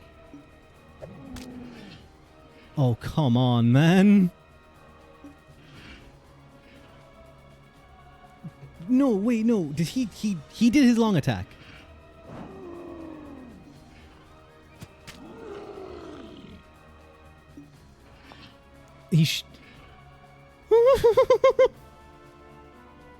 No, wait.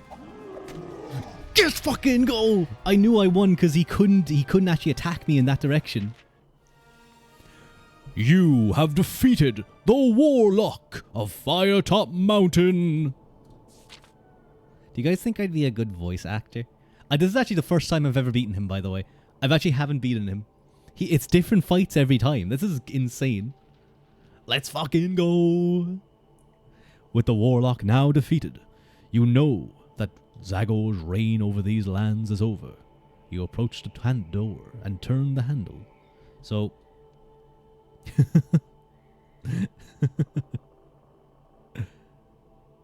Okay. I think you could be a good VA. Yeah, you do think you'd be a good voice actor? Thank you.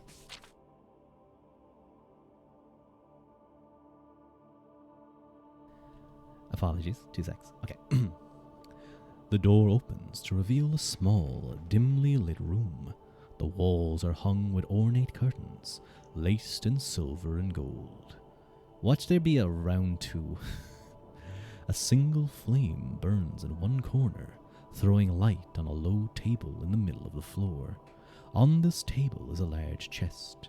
You step up to investigate the chest, and from all around, and yet from nowhere, a mysterious sound fills the room. It sounds like the rumbling of thunderclouds preparing to make storm. You approach the chest and you can see that it is held shut by 3 locks. As you approach, the noise gets louder. You crouch down in front of the chest and look at it.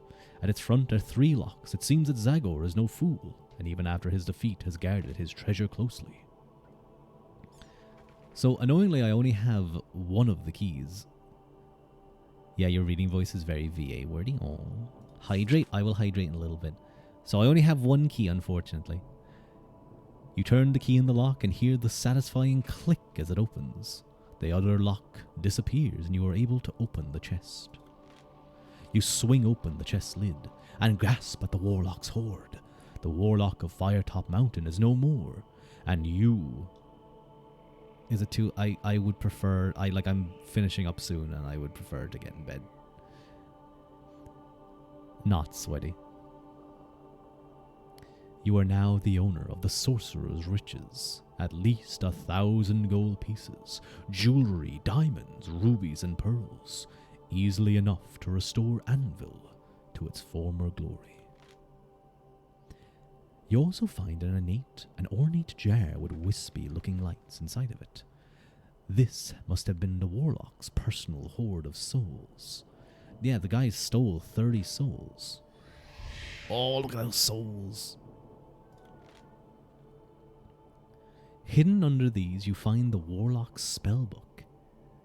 And as you leaf through the pages, you realize that this tome is probably more valuable than all the treasure.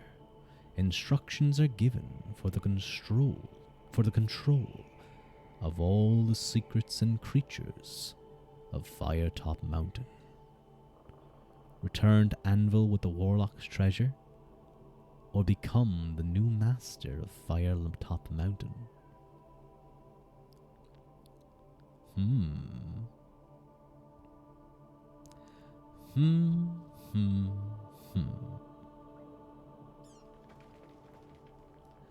You know what? I think Decian Storm is a good man.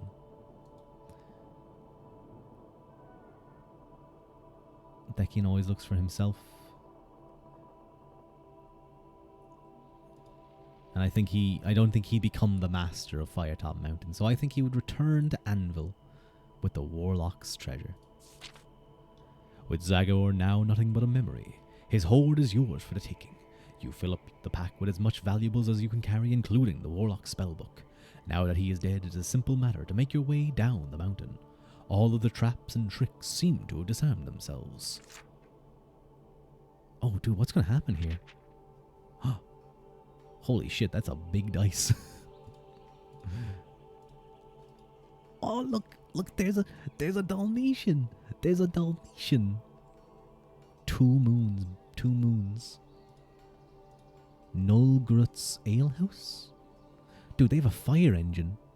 Is the Dalmatian peeing? He is. He's peeing on the great statue.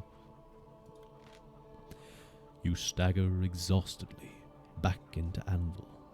Making a beeline for the nearest tavern, you're immediately mobbed by villagers who are dying to know what happened in the mountain.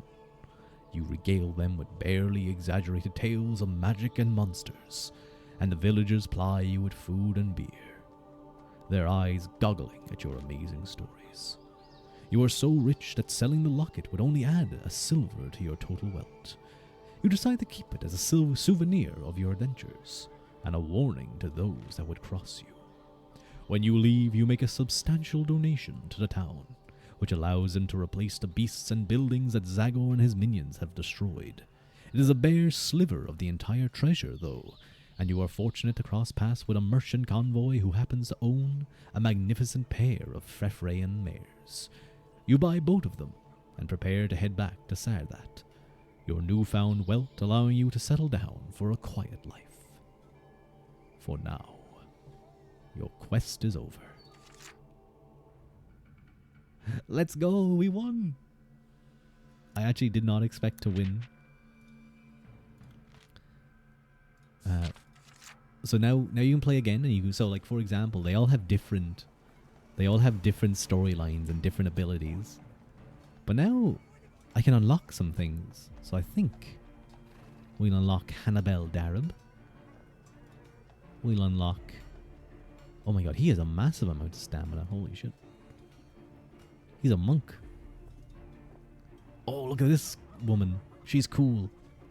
11 skill. God damn. Oh, we could play a Rhino Man. I don't have the souls for the Rhino Man. That's so unfortunate. That guy's fighting. Lin Wen Sai. You have these guys. And then you have the DLC, which, yes, I did. But oh, there's a goblin up there. Look at the goblins. But yeah. Wait, no, I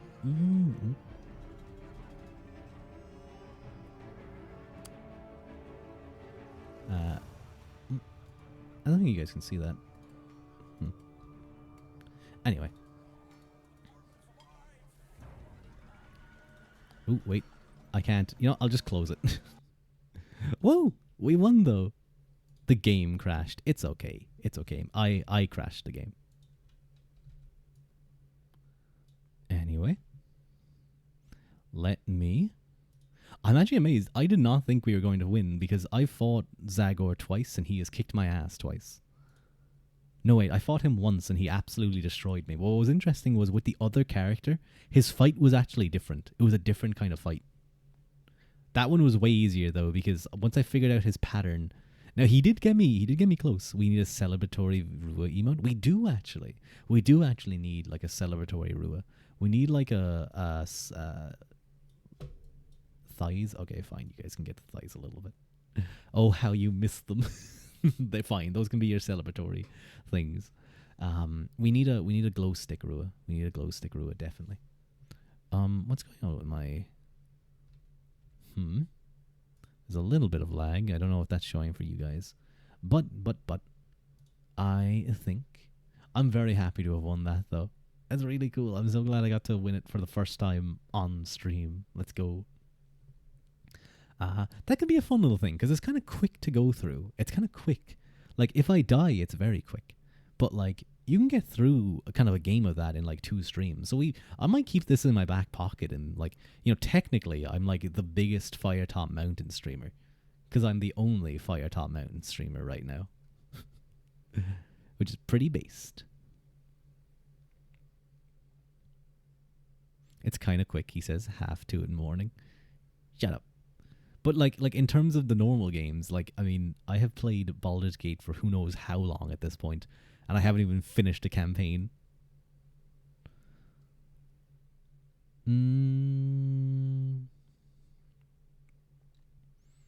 Let's read into... There's a lot of ASMR people, but I don't know if I want to read into people doing ASMR right now.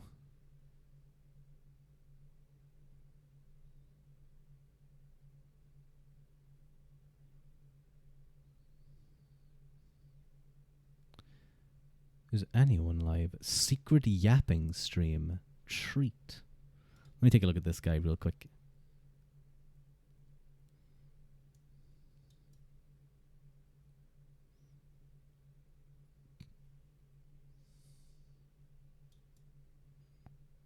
Okay, he has capybara in his tags. He has capybara. Is he meant to be a capybara? If so, that's based.